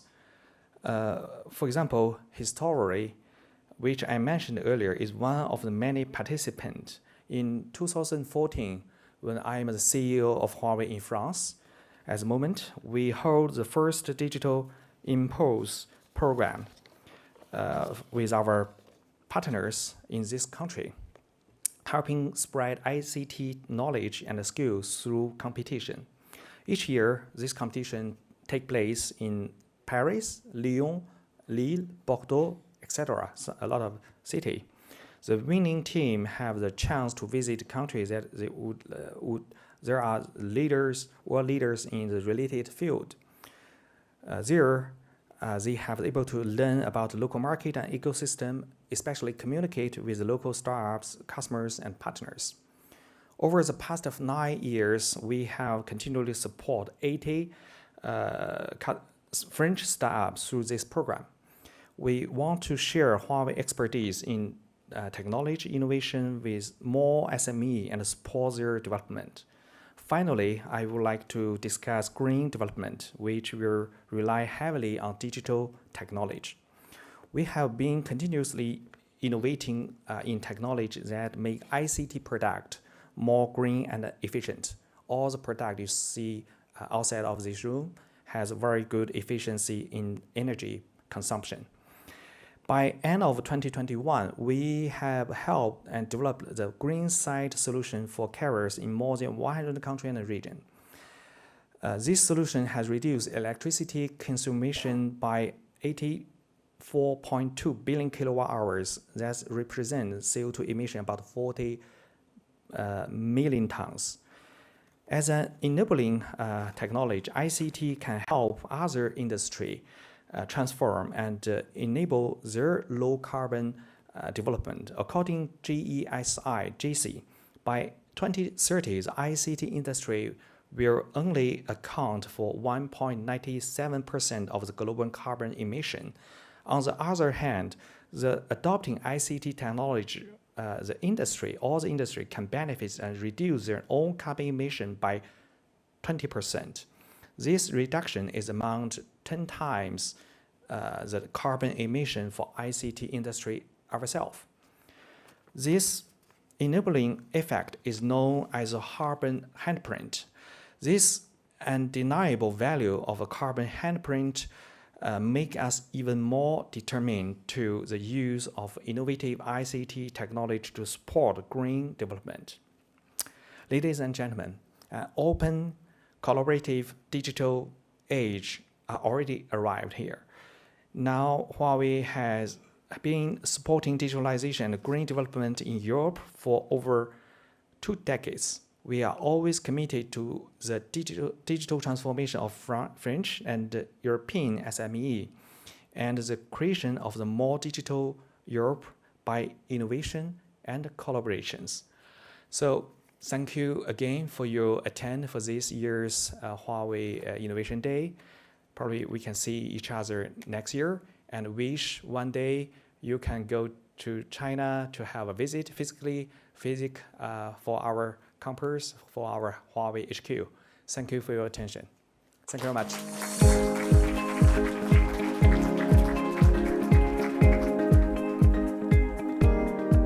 thanks there to Carl Song, who is sharing the massive scope of Huawei's innovation. So what a brilliant afternoon we've had, and it's spent so much in the spirit of collaboration. There's been so many learnings and so much sharing taking place.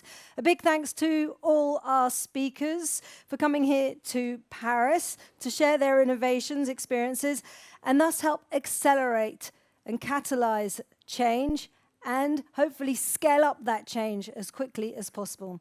Now, as you leave, you're going to see on the table behind there is some reading material, and that will allow you to learn more about some of the initiatives you've heard about today.